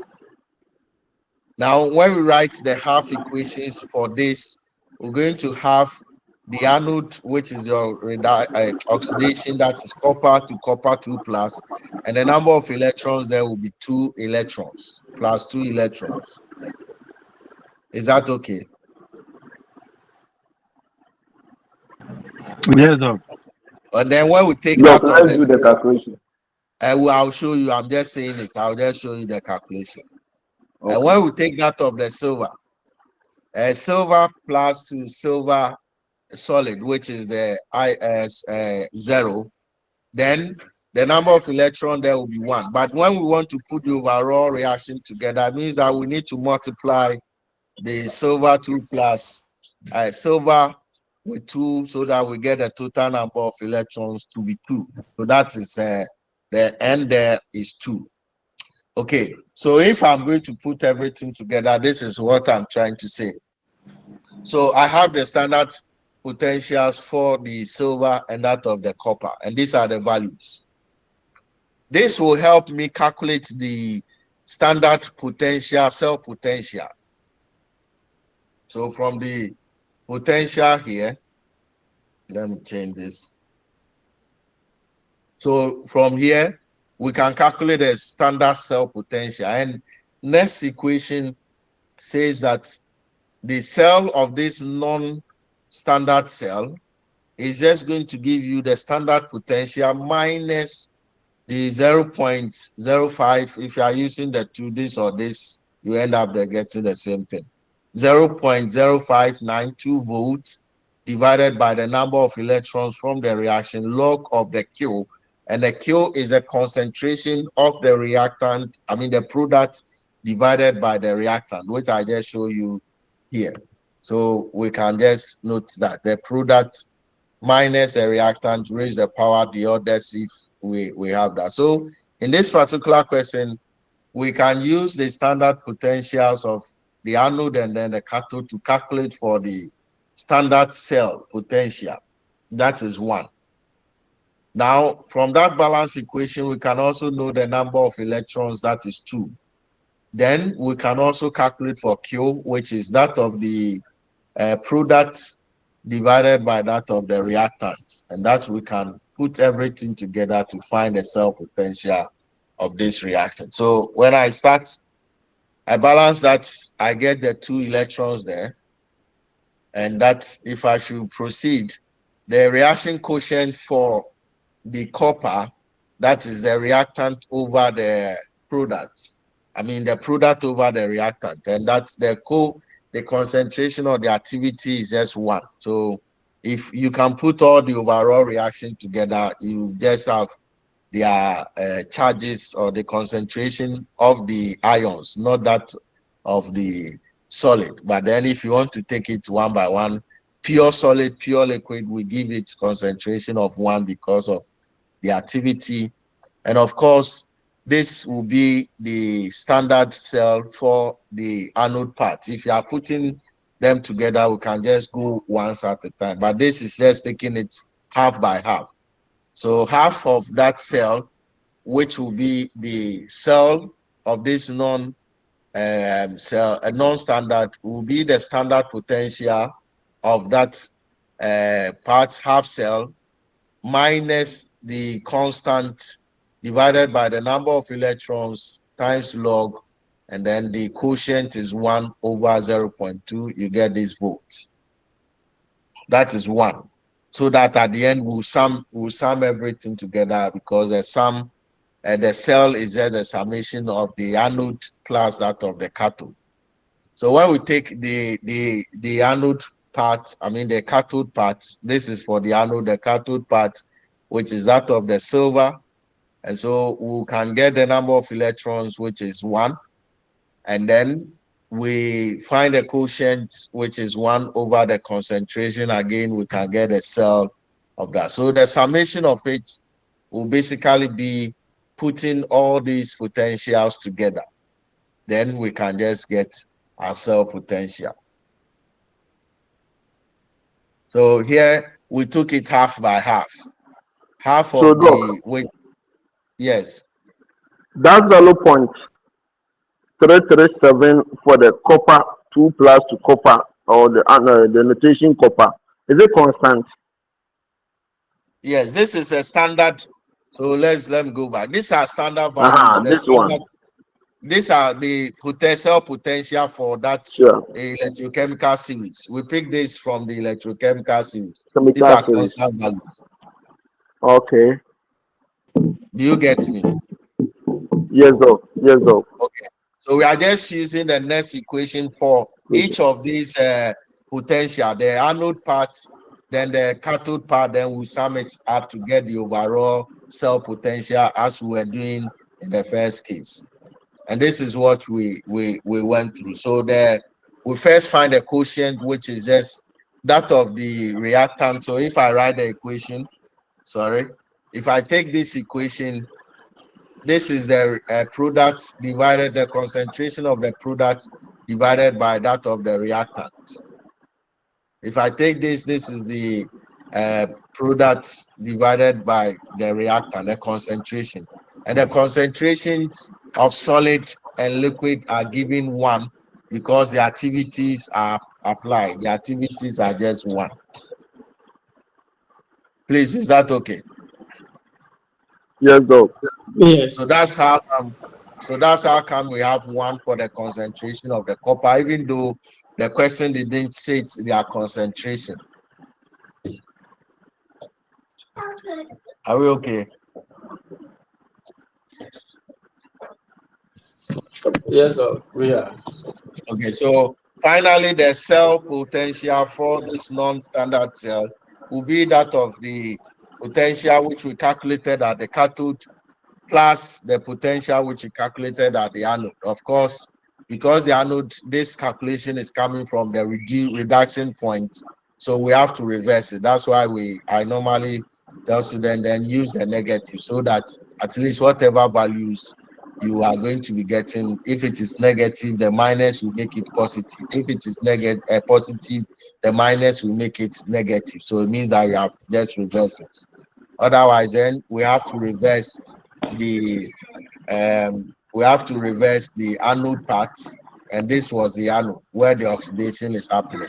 But when we're using it, we just use it just like that. Please, Doc, So your screen is not showing anymore. I don't know please whether confirm.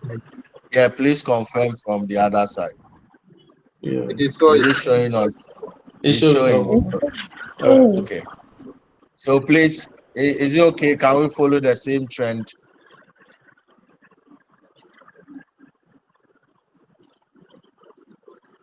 Okay, so let's try to follow the same and try to use the next equation to calculate for this. So we want to calculate for this Daniel cell, which has a concentration for this zinc plus as this, and then the copper 2 plus concentration at 0.001.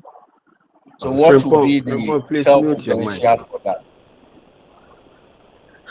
So if you remember the Daniel cell, the zinc to zinc 2 plus is the anode, and the copper 2 plus to copper is the cathode. Do you remember Daniel cell? So if you don't remember, that's what I just told you. So in Daniel cell, this is how the cell notation is. So zinc solid. So zinc to zinc 2 plus, and that they have given us a concentration of the zinc 2 plus as 0.1, and then the salt bridge comes, and we're going to have copper 2 plus to, so at the copper 2 plus the concentration is given as 0.001, 0.001 and then stroke this copper solid. So this is Daniel cell. And the question says that we should calculate for the cell potential.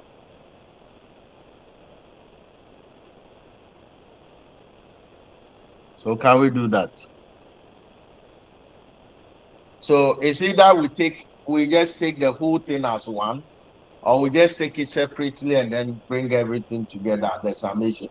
Or we just take this one as one. So we write the overall reaction, and we know those that are the products, for the quotient, the product divided. So basically, if I'm going to be writing, I'm going to see that this will be the product, this is a reactant. So basically, and these are just one. So it will be this divided by this. That's a quotient. And when I write, I'll see that the N is just going to be 2.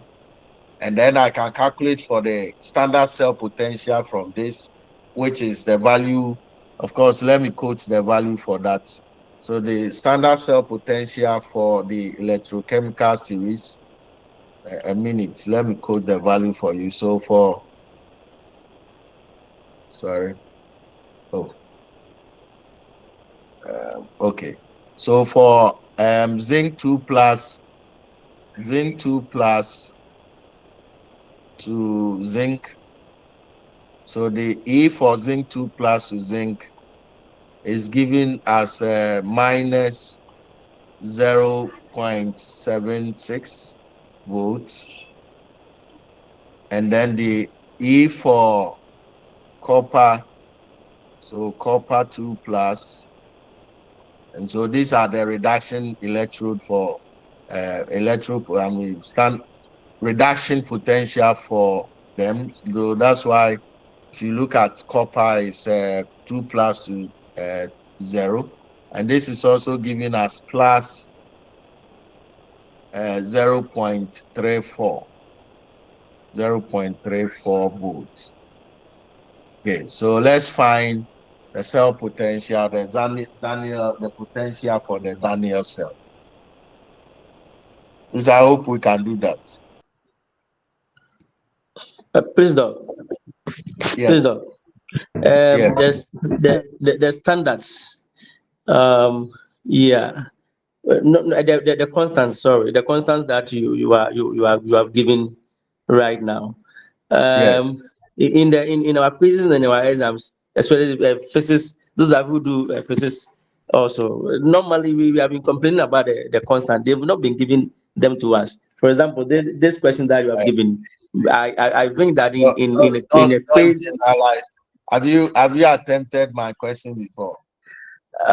No, please. Bye. So don't add me to them. Don't add me to them. All right. But I'm just pointing out to you that please, when you are we'll make sure. I tell students that I'm human. Peradventure, I leave those constants. Okay. What you have to also do is just to also leave the question. Don't attempt any question. If I leave the constant, leave the question. But when you finish, write a note.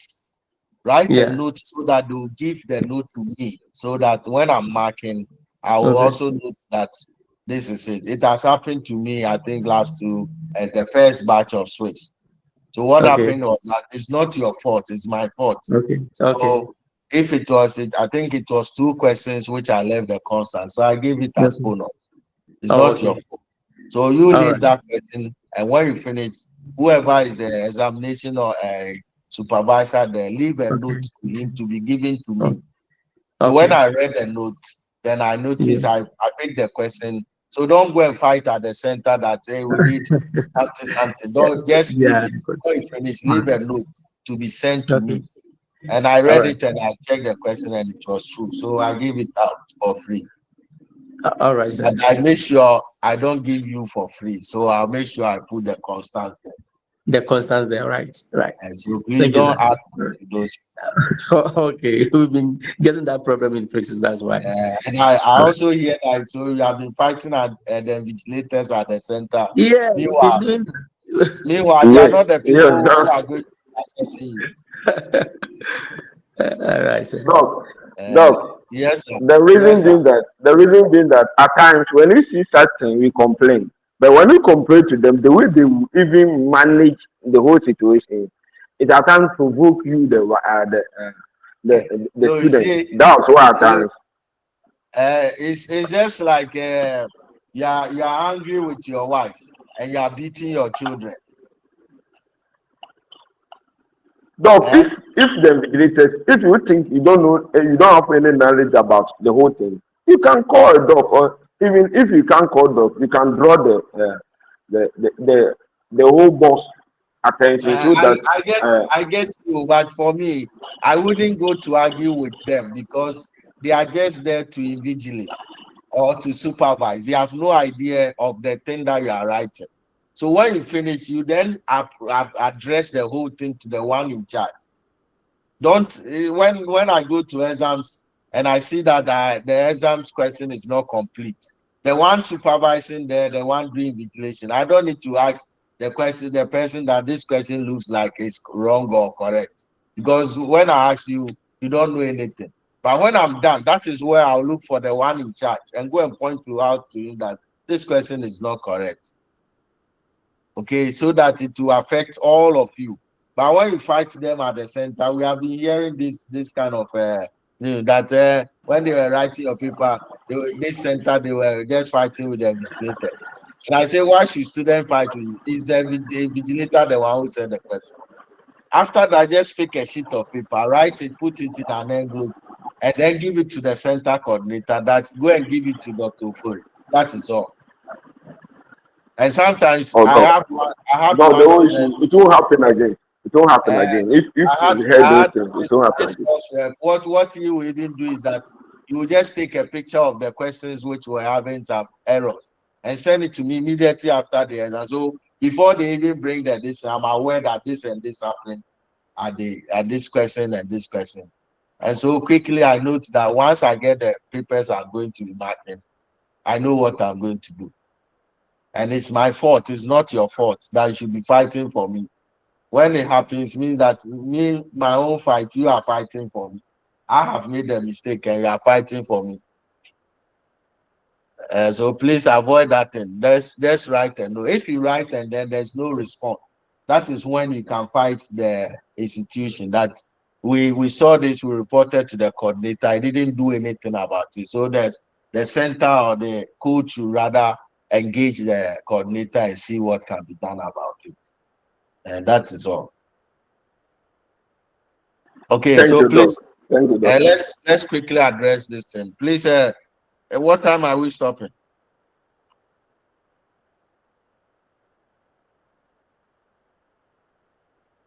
I'm not taking my time, and I don't know the time we are stopping. If you leave me, I'll talk. Please Prof, check please, check we for me. started, I think, 5 and it's 7, so we don't know when we are stopping. Oh, but it's how many hours? I think I think it's supposed to be 3 hours. So we Okay, can so close at 8. we Yeah. are stopping at 8. Okay, so Yeah. let's be fast. I Okay. wanted to end somewhere. So Okay. what let's be fast. So let's calculate using the next equation.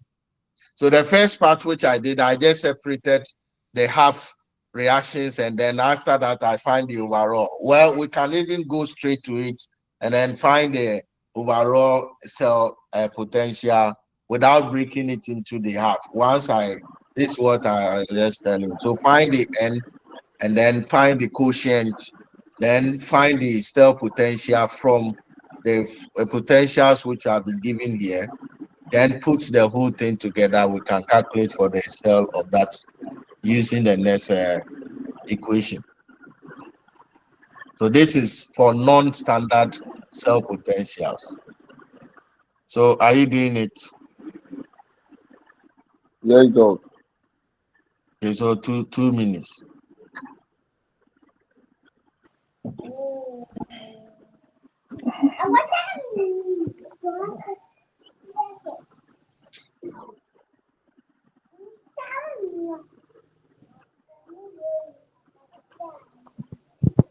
Hello, Doc. Hello, Doc. Yes, I can hear you. So if you could go back, I was offline, so that I can take the formulas. You want to check the formulas? Yes. Okay, so I'll show you the formulas. Okay. So normally this is, so the last one is easy to use. The second one, the values there is kind of, unless you want to start from here. So put the temperature, which is 298 times the gas constant divided by Faraday. This is what you are going to get. So it's easy. We use the log form. So multiply this by the 2.303, we'll get this value. So normally we use this one.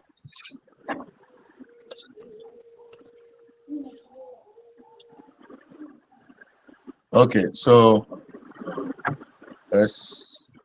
we did this. Okay, so we are trying the Daniel cell. Okay.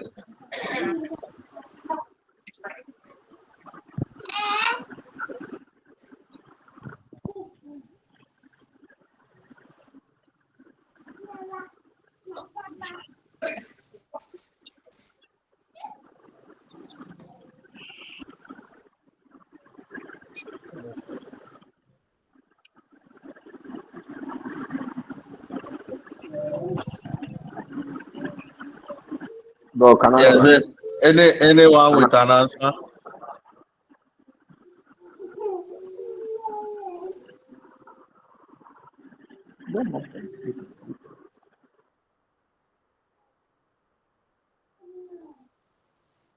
Yes, any answer?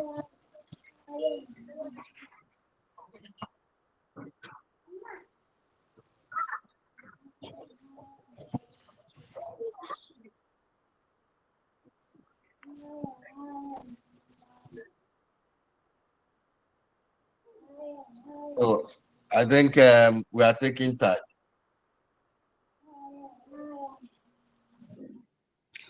Hello, Doc. Yes, sir. So is the answer I got 1.04 volts. 1.04 volts. Yes, please. Okay. If it's I right. agree with you. Any different answer? Okay, let's go through together. So we have the Daniel cell. So this is a setup. So we do the setup. That's a notation there. And then of course you have been given the standard electrode potential for the zinc and that of the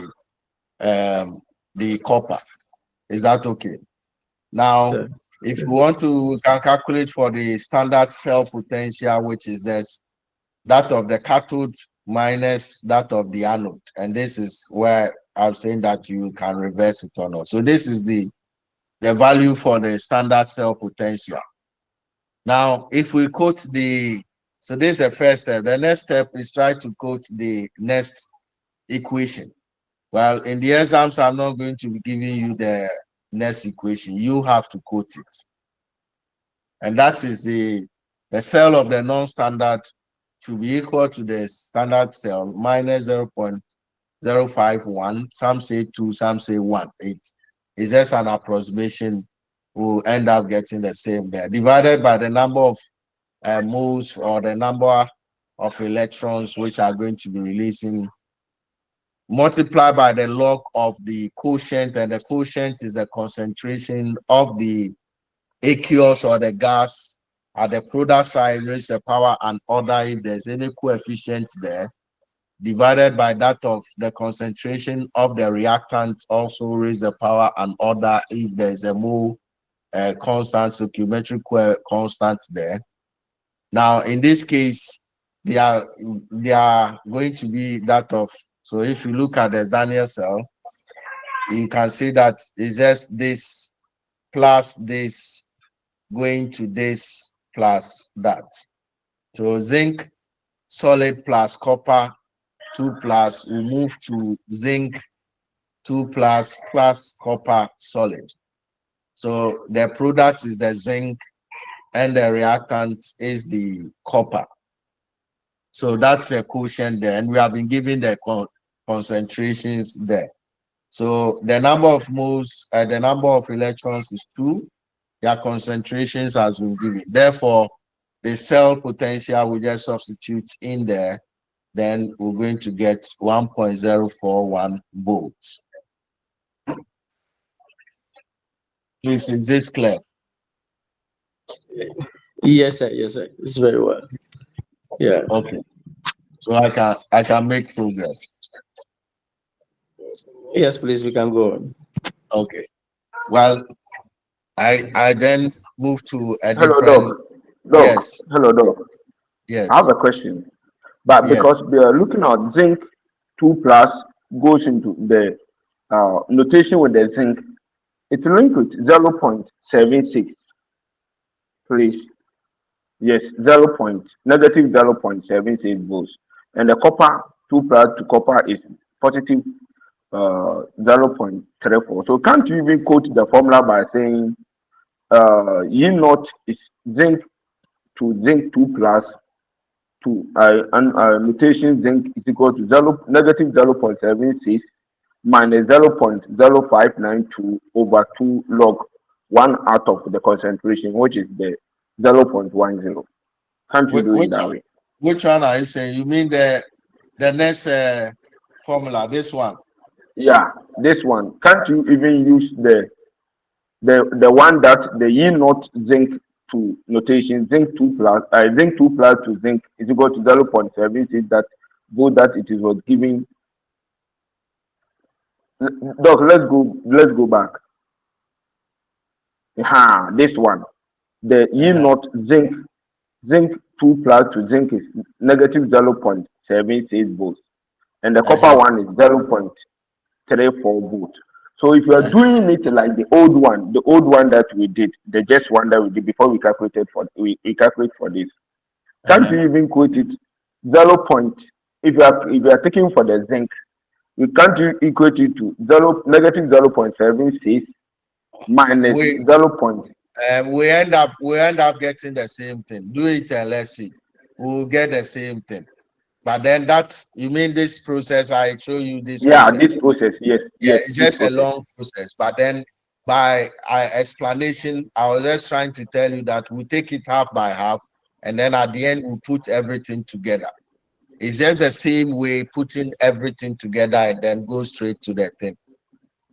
We end up getting the same answer. Okay. But that one is you take it for the anode, you get the cell potential, the non-standard cell potential. Then you do for the anode. Then at the end, you come and put everything together. Whilst if you get the whole thing together, you can just go straight to the answer. We'll get the same answer. Okay, Doc. Okay. Now let's talk about the cell concentration then. So we've talked of the cell potential. I want to talk of the cell concentration. And concentration of a cell basically is the electrolyte. You know, the potentials which we were just measuring has to do with the electrode. But then the electrode is put in an electrolyte, which is a solution which helps us in trying to balance the positive charge and then a negative charge. If you remember when we're dealing with this, as I'm showing here. So there's this electrolyte which will put this electrode in there. And of course, the electrolytes also have their concentration. So like we have copper in copper sulfate solution, or zinc is zinc sulfate solution, and there's a sulfate which is going to be pushing or going through the salt bridge to balance the negative charge or balance the positive charge. So a concentration of a concentration cell is just the electrolytes of a cell that is just composed of these half reactions. That is the one that contains the electrode. But what it happens is that both half reactions have different concentrations which is in there. And then what is going to happen is that a concentration of a cell basically acts as just a diluting kind of a system, which helps in diluting the other, because through the salt bridge, some of the ions are going to be moving from one point to the other and then back in that case. So in that case, it helps in just diluting it and making the two cells, which have different concentrations, to be on the same kind of level at a point to say that they are at equilibrium. Once the ions move, they will get to the point where they will become equilibrium. And by so doing, we can just get to have the easy flow of the electron. So basically, we use the concentration of the cell to achieve the transferring of these electrons. Once the equilibrium is happening, we know the constant flow of this electron from one point to the other. But of course, when we start, please, can you mute your mic? Oh, frame phone. When we start, we sorry. see that one concentration is going to be lower than the other. So the cell concentration help us to just at a point get the neutralized form of that. And this is what we call the concentration of the cell. So for example, if you are considering, say, a copper to another near copper solution. Frame phone, please Once you mute your know mic. Please, I'm muting it. I will just... Sorry, what are you saying? Oh, Doc, I was pleading with my friend because I couldn't even Okay. mute my mic. Okay. So no problem. Yeah. So basically, what the cell concentration helps us is just to make the so electrolyte solution or electrolyte concentration constant. That's all. So for example, if I have this cell, a copper to copper, okay, once I have different concentration at a point, it's just going to give me well, if you look at it, at a point, one part is the same copper becoming an anode and the same copper becoming the cathode.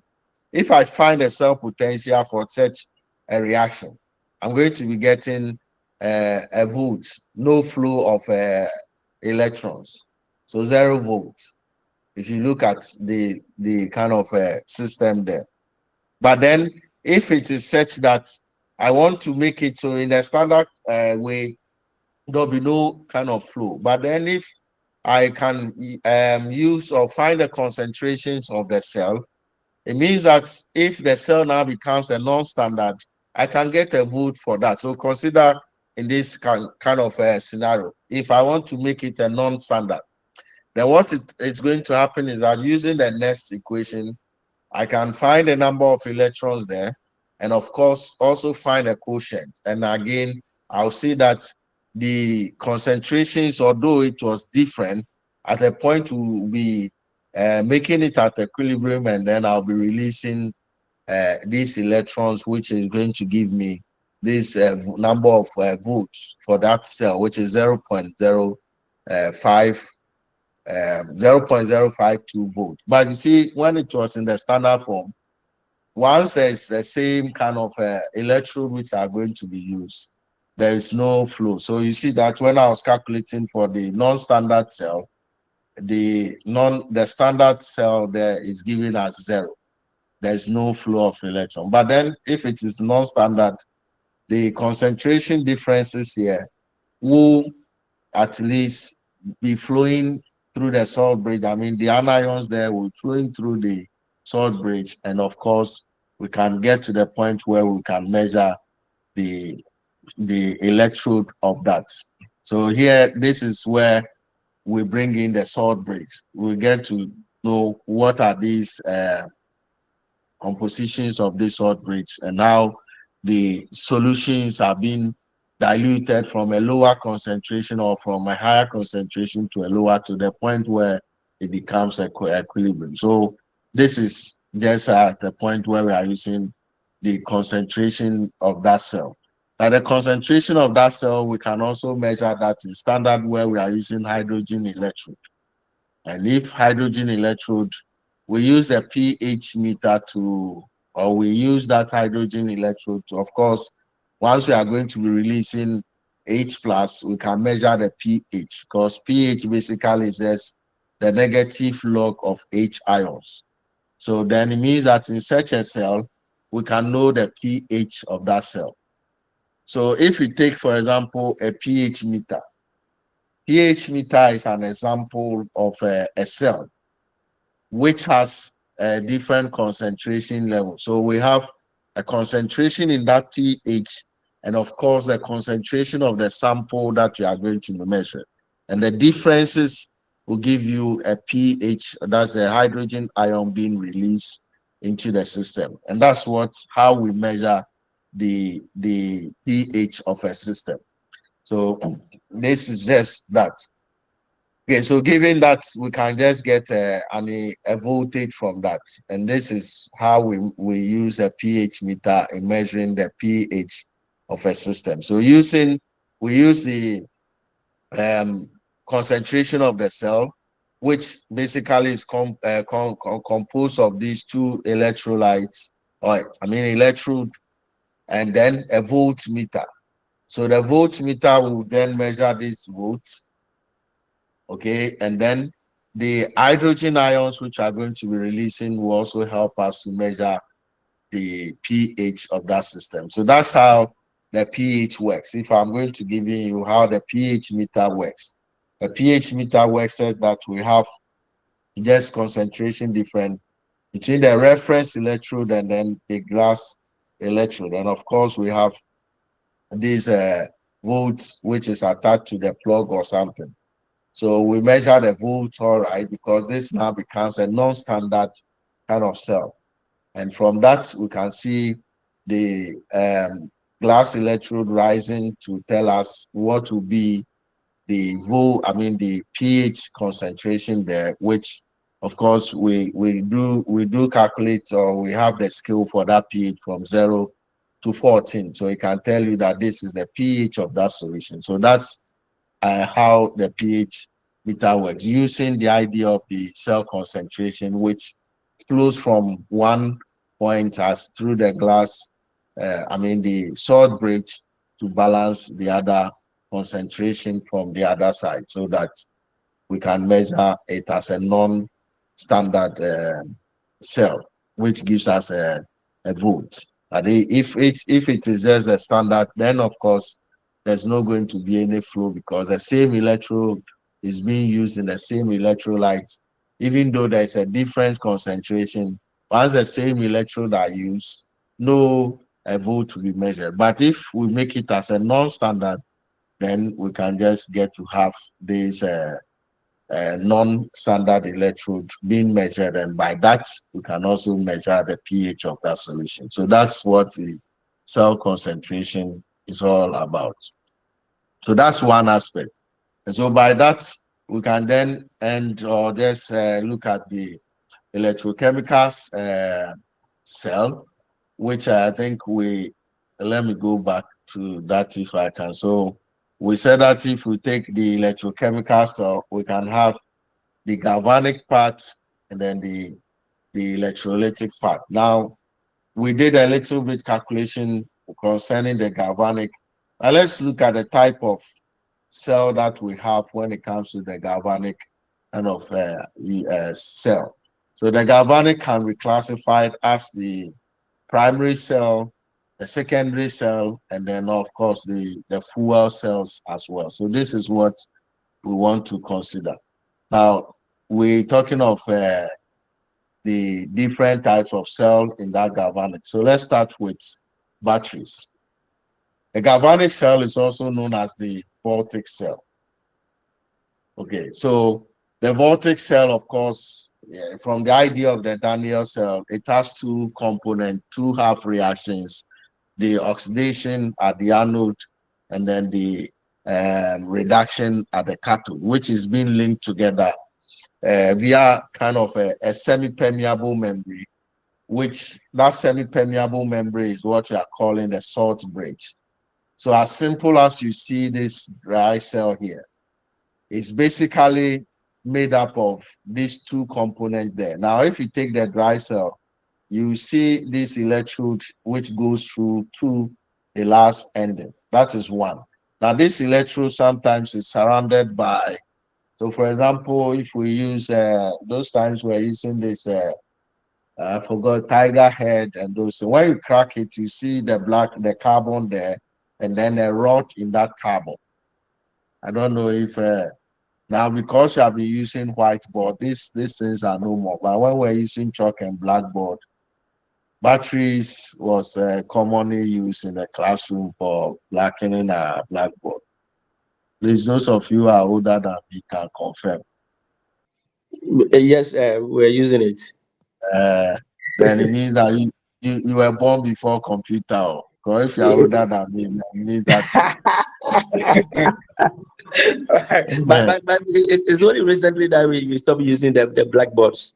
In my Oh, okay, school. okay. And so now we've gone to the whiteboard where we are using the market.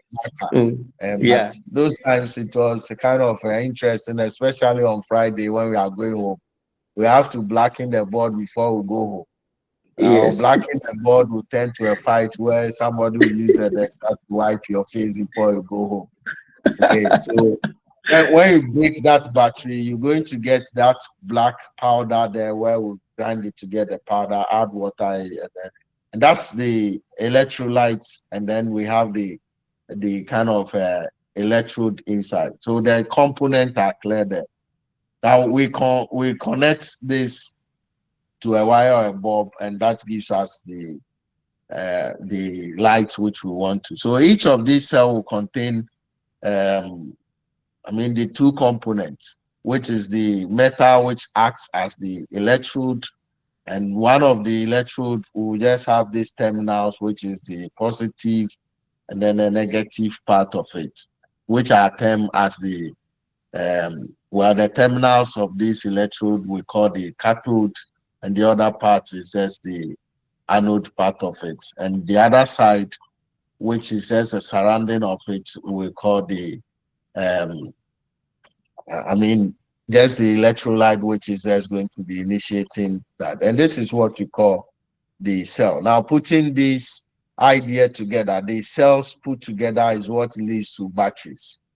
Okay, so it means that we have put components of individual cells, the two components in kind of rays, and then we get the battery. So if we talk of batteries, we can classify these batteries as the secondary batteries, or the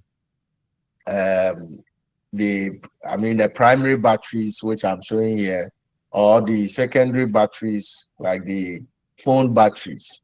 These are the primary batteries, which once you use it, that is all. So if we are going to look at it very well, the figure I'm just showing is just a two type. Well, the other batteries like the cell type, which is the wet batteries or the dry batteries there. Now, the primary batteries are the non-rechargeable ones. And of course, they are disposable. Once you finish using the electrode, the electrons which are flowing in that, you just need to dispose that. Of course, later they brought in the secondary batteries, which are the rechargeable ones, but they look like the primary battery. So we have the chargeable batteries like these ones, which you can charge them.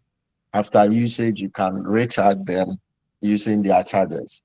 Otherwise, once you finish using that primary batteries, you just dispose them, because their electrochemical reactions have been exhausted. Their reactions are not reversible. But the secondary batteries are the ones that their reactions are reversing. So you reverse, meaning you push more electrons in there, you can reuse that in that kind of form. So for primary batteries, examples, we use them in torches, in remotes, and those kind of stuff. But then the secondary batteries, which are the rechargeable ones, can you tell me where we use these secondary batteries? Of course, I've mentioned phone. So any other example?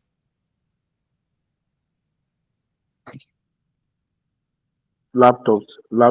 Okay. So these portable electronic devices, And of course, car batteries. Car batteries are also the secondary batteries which we can recharge them. Okay, so once you use them, you don't dispose them, but then we can recharge those batteries. And recharging them, sometimes if the electrodes are broken, you need to break those electrodes down and then replace those electrodes. And then you then refill it with the sulfuric acid. Now, these things must be done in an isolated part. But then it's so surprising that in our marketplaces, we see people doing this replacement of this electrode there and then topping up with sulfuric acid, which legally we are not supposed to be even selling sulfuric acid. How we get hold of this acid is another thing. And so, for example, the fire outbreak at KJTR, I was told that it started from these battery replacing people. And that spark fire and then it blows everywhere.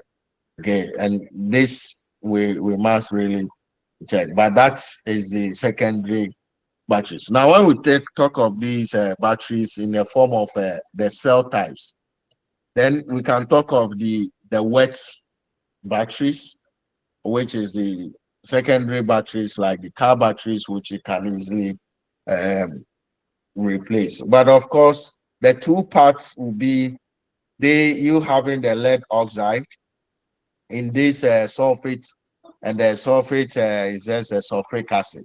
So the lead oxide, which is the electrode in the sulfuric acid, and then the anode part will just be the lead metal itself, and also in sulfuric acid. And this is the cathode anode reaction which generates the power. And of course, once we know the electrode, we can calculate for the cell potential and know the volts which is coming out. So we can know that, for example, when you take one dry cell, we see that sometimes they have written 1.5 volts.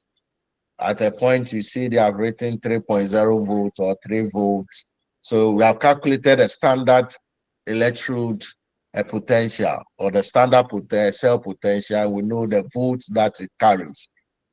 Okay, so for example, this wet cell goes with a volt of 2.05 volts. Okay, so when you are going to be using any device, so you should know the volts that you are going to, otherwise you either blow your system or you just it won't work. So the the wet dry cell batteries contains liquid electrolytes in them. Whilst if I'm not there, but then the dry one will not contain, but then the powder form. Now, sorry. The wet cell batteries can either be the primary form or the secondary batteries. So please note that they can either be the primary one or the secondary one. So, but of course, because there's a liquid part of it, that's why we are calling it the wet cell. And of course, we have an insulator which will insulate that, because the flow of electrons normally goes with heat. So we should insulate it rather either with a rubber part or a polymer kind of a system which shield the whole kind of type. Examples of these wet cells are these Daniel cell is an example of a wet cell. The Lenge cell, which is originally used in torches, the Benson cell, the wet cells, the chronic cells, and those kind of cells. Okay. Now, when we take for example, one example of the wet cell is the lead acid battery, which I just showed you. And that is what we normally use in a car battery as a secondary battery. And we have different types. We have the floured lead acid, we have the sealed one, we have the absorbed glass, we have the gel type, and then the crack engine lead acid kind of a component. But how does it work? How does it work in when we begin using? Doc. Yes. So, Doc, when you go to those rechargeable places like fitting shop, those rechargeable, they have a certain type of water there. That water, they have put it in a basin, a big basin like a barrel, and it is there. They normally use that one to top the car batteries that they normally bring into them before they charge it. So that one, is it acid? Is it sulfuric acid? Please, have you asked them if it is water? That is the acid they are hiding from. No, it is open. Oh. The one that I No, know, where it's freeze, it is open, and they have put it's a either certain you lid. use listen, it's either you use electricity to create electrolysis. So they put a kind of electric wires in water. Please, maybe you should pay attention to what they are doing. Of course, this is purely chemistry they are doing there. So they do electrolysis process or they do the acid filling.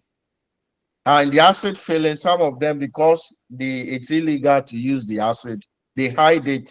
And then, of course, they use the water to control the acid flow.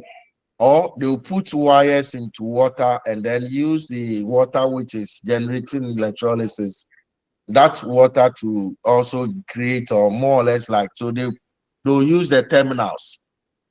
That one they just use the terminals to charge the batteries. Or they'll break the battery, pour the acid out, replace the electrode, the lead there. So they'll just sew the lead in there and then now pour the acid back and then charge it again. Maybe we should pay attention to what they are doing there. Okay, no. Because some of them, their work is not, but of course in Ghana everything is possible. Everything is possible in the sense that we sometimes don't even know how they generate the whole idea, but then they can fix it. So somebody, you take your car to a mechanic, you look at the car, he has not even seen the car before, he has no idea how the car works, but then he can find a way for the car to work again. And that's where they end up removing some cables which they think is not necessary, and then the car will start working. So they'll remove the ABS, they'll remove the airbag, they'll remove everything. Now your car will work. But then if you have accident, you will not survive because they have removed all the sensors from the car. But then We are it magicians, works. though. Yeah, we are not magicians. We learn by the hard way. Wow. Because I remember, like for example, I had a car outside, and then those times they're just the lights. It was not kind of on and well, not knowing there was the battery water was leaking, and so it was not giving a clear. They told me to change everything new. But the same car, when it came to Ghana, they work it out nicely, and then the light was working. So how they did that made them, my own is just to go and pay them, and then it worked nicely. Yeah, they told me to That is change all. everything. So please, let's pay attention to what they are doing. I think sometimes we ignore them, but they have a nice way of doing their chemistry. Yeah. Yes.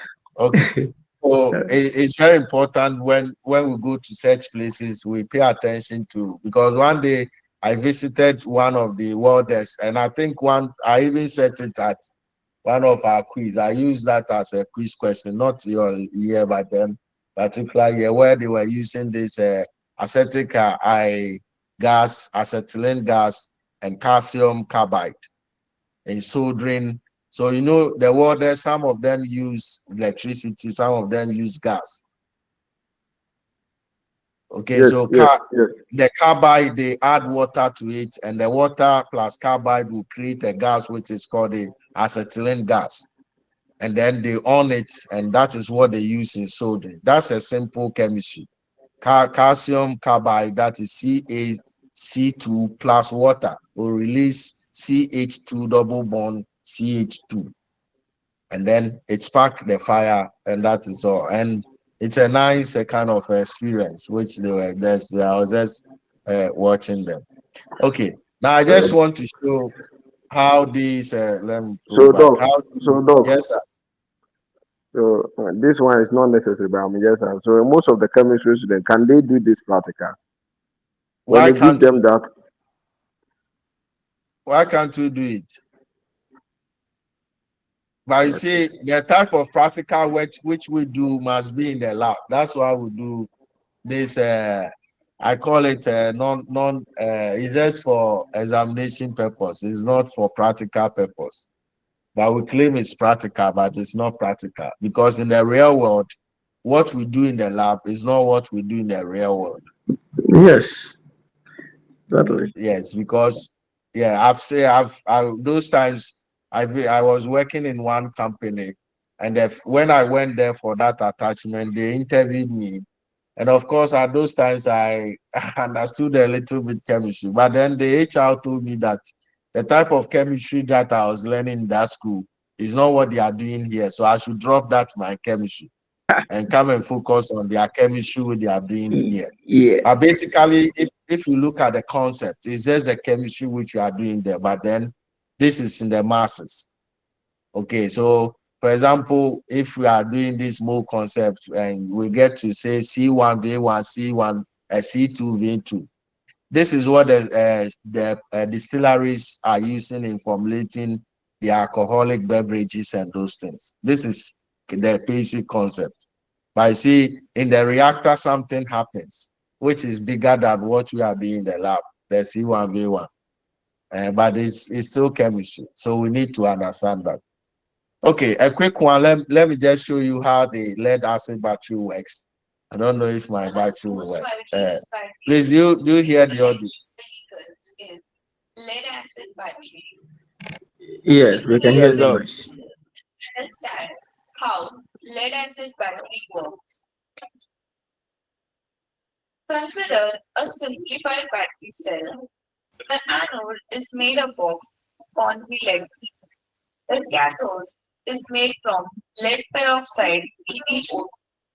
The electrolyte is diluted sulfuric acid. Separator is absorbent plasmide, AGM. Let us understand the working. Discharging of battery cell. During discharging, when a load is connected across the plates, the sulfuric acid breaks up into positive hydrogen ions and negative sulfate ion. One of the sulfate ions moves towards the anode and gives its electrons, reacts with lead to form lead sulfate. The electrons then travel through the external circuit, light up the load, and then reach the cathode.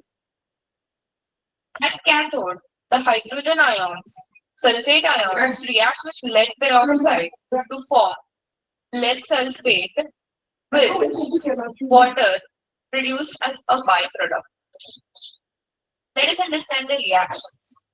So in electrolyte, sulfuric acid breaks into hydrogen ions and sulfate. At anode, lead combines with sulfate to form lead sulfate, giving away electrons. At cathode, lead peroxide reacts with hydrogen ion sulfate to form lead sulfate and water. This is the total cell reaction. So, during discharging, electrolyte loses sulfuric acid and gains water. Charging of battery cell. During charging, the lead sulfate deposits are present from the discharging process. A charger is connected across the plates and current I flows from the charger. The water gained during discharging process breaks into positive hydrogen ions and negative oxide ions. The oxide ion react with cathode to form lead peroxide, giving away sulfate and 2 electrons. These electrons then move towards the anode. At anode, in the presence of electrons, the lead sulfate converts back to lead and sulfate ion. This sulfate ion, along with hydrogen and sulfate from the previous reaction, form back sulfuric acid. Let us understand the reaction. In electrolyte, water breaks into hydrogen ions and oxide. At anode, lead sulfate, in the presence of electrons, forms lead and sulfate. At cathode, lead sulfate combines with oxide ions to form lead peroxide and sulfate. The byproducts combine to form that sulfuric acid. This is the total cell reaction. So during charging, electrolyte sulfuric acid concentration increases. That's all for today's video. Thank you for watching. Okay. So that's Like the video, do like. yeah. So I don't know if you got the concept. So how it charges and how it discharges, and the chemistry behind that. So let's look at the dry cell. So that is the wet cell. Well, just as I said, the wet cell contains this liquid electrolyte, whilst the dry cell has no liquid present in there. Instead, the electrolyte which is used there is the paste. So that's where I cited the carbon, the battery which we're using for this blackboard issue came along. So this is just a dry cell. So the dry cell batteries are just having this means where it operates. We have the gel around it, we have the electrode in there, and then it just, of course, base is based on just also having the anode and then the cathode part of it. So for example, if I take this dry cell, this for example energizer there, we can see that the anode is a zinc. Yes. Hello, Yes, Doc. somebody is talking. Yes. The what we just watched. Okay. How can you demonstrate it in class? Well, the demonstration is just basically what use we as just. Sorry. So all that is said is this thing. I'm listening. Please, all that is said is just the charging and the discharging. This is what he was just trying to tell us. The cathode anode equation. No, Doc, I mean using the electrodes to generate light. So you mean, for example, you connect, let me point my cursor. Yeah. So like if you have this dry cell, I mean, if you have this wet cell, Okay. you see that this cell have this electrode, the positive and then a negative electrode. We connect to a wire and connect to a voltage or a light. Or is that what you mean? I mean constructing your own distance.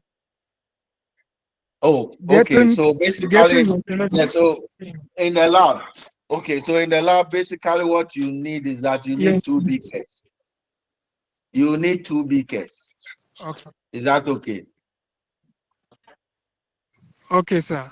Okay, in that two beakers, you put in sulfuric acid both. Then one of them you put lead oxide, which is more or less like a whitish rod, and then this lead metal in the other one.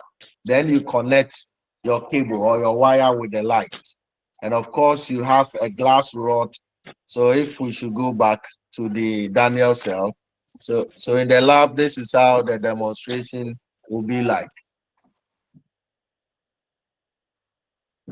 Please, is that okay?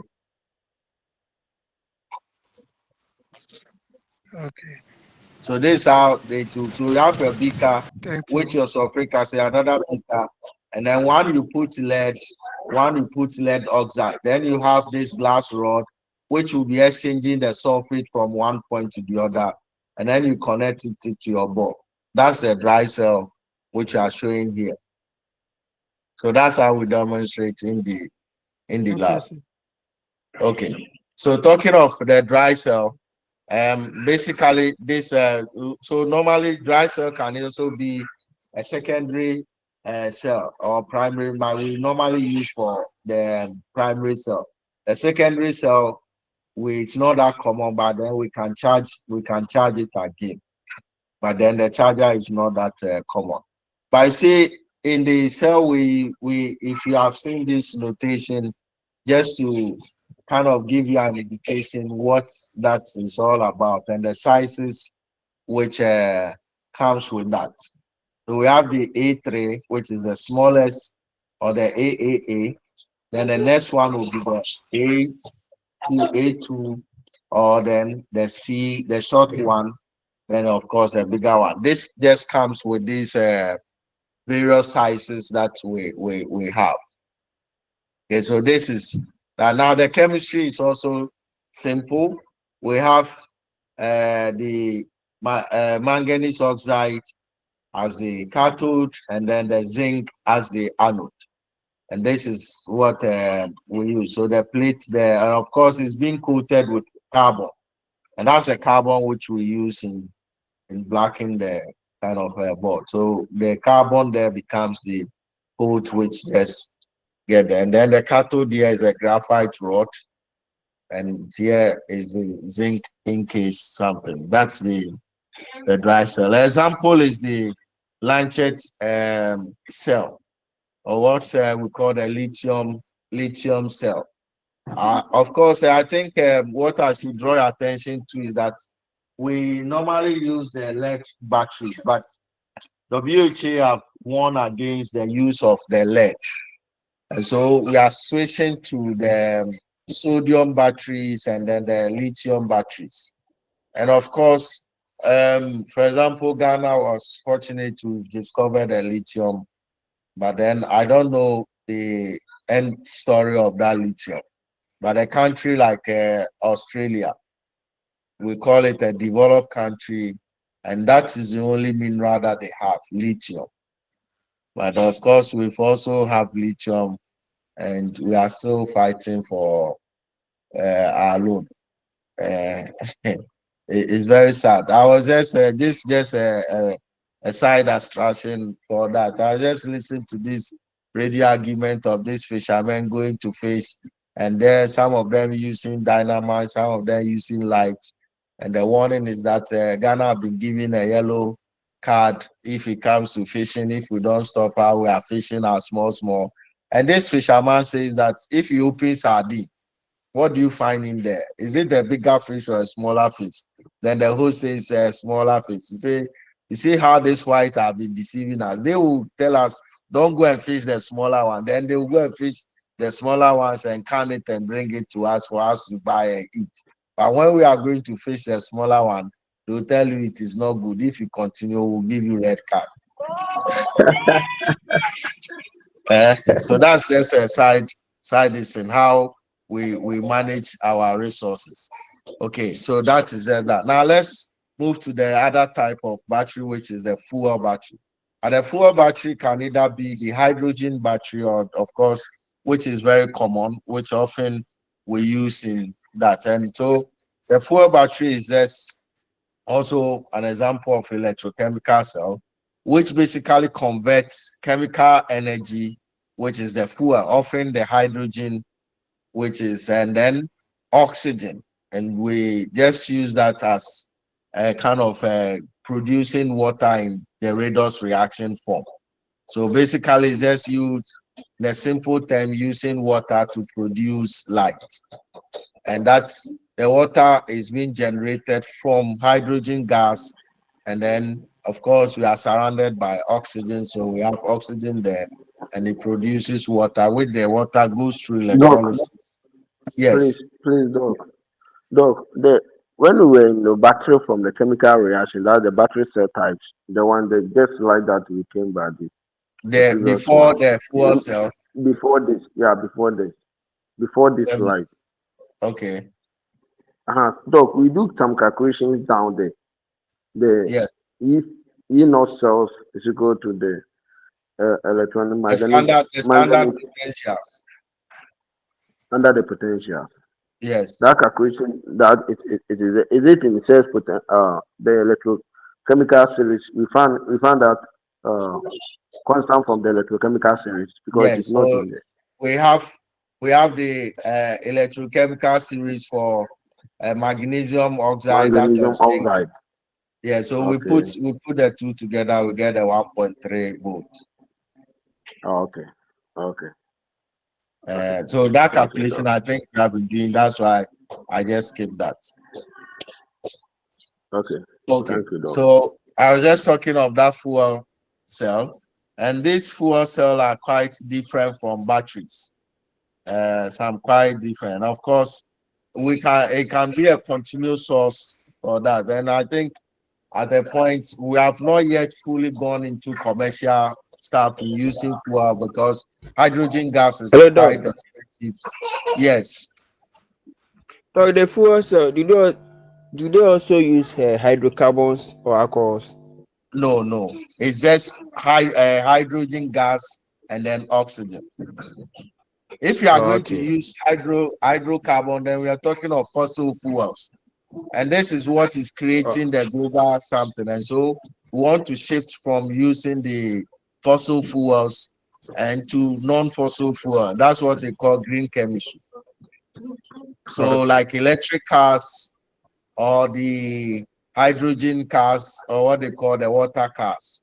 So basically you have a water generating electricity and then it moves the car, or you have a cell battery generating that with a little support from sun, the solar system, or the solar energy. You just convert your own thing and then your car is moving without burning any hydrocarbons. Okay, Doc. Thank you. Yes, and the fuel cell can produce electricity continuously as long as there's oxygen available in there. And of course, we know that the earth has full oxygen. So as long as we have hydrogen component, the hydrogen plus oxygen will produce water. Water will break down to release the electrons and then reverses back to produce. So as long as we have the hydrogen gas there, the car continues to run without stopping at any point in time. Okay, but then the issue is that the production of the hydrogen gas is a little bit expensive. And so that's why those cars has not really gone into the market for production. But we can use them as the electric cars as well.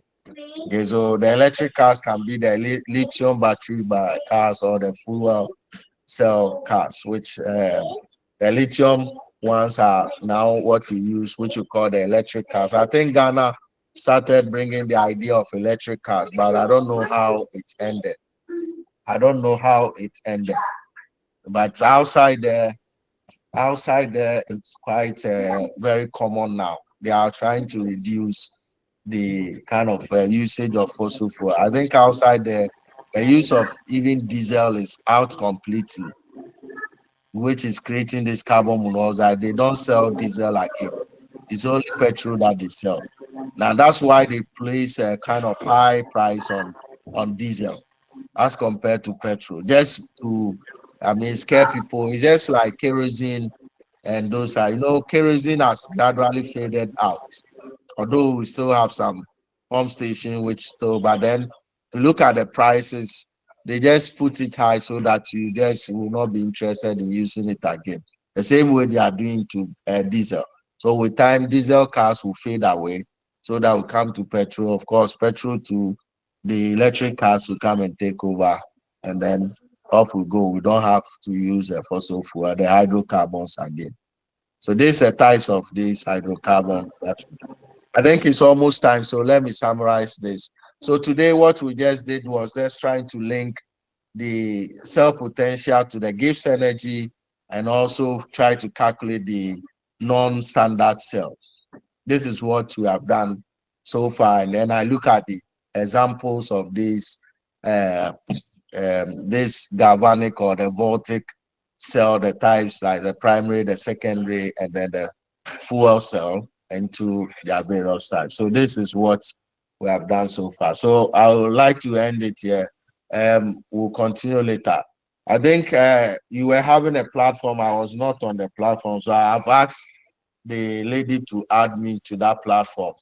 But when she added me, I realized that it's only the administrator that puts. So I asked him to open it so that I can put materials. Otherwise, I can't give you any material. So far, I've not given you. So I'm going to drop the notes and then the course outline and of course a book which you can make reference from that. So he has opened it for me now, so I can drop materials on your platform now. Is that okay? All right, sir. All right. Yes, So, though we were okay. having local platform. We were having local platform like stereochemistry platform. So that So stereochemistry platform, it is vibrant. We were using Dr. Ado is also there. So we can add it to that platform so that any information, then we share it through that stereochemistry platform for is it every different chemistry from student. the Yeah, one that it's different. you It's just different. added? Yeah, it's different from the whole school, the whole code platform that we were using. Ah, That's why so the this code people have one seen that it. he added me. Wait, I think it's titled Beard Science Switch. Yeah, that one is the code platform, the main platform that they Ah, created it for us so that we that can is share our why they even. have So right restricted now it. they are pinning it. They are pinning Ah, it. It's only the administrator, the code people that can send a message through it. okay. But we I have asked. the local one. So you We add have the me to your smaller one. local one. You add me to your Uh-huh. local one also. If that Okay. is okay. I think he Okay. has now made me an administrator, but then you add me to your local one and let me share it there Okay. if that will be okay for you. Yes. All So right. But please, dog, you can share on both. yeah, okay, I'll drop it both. It's just about forwarding this. So I just drop it there. Okay, so you let's see. So when are we meeting again?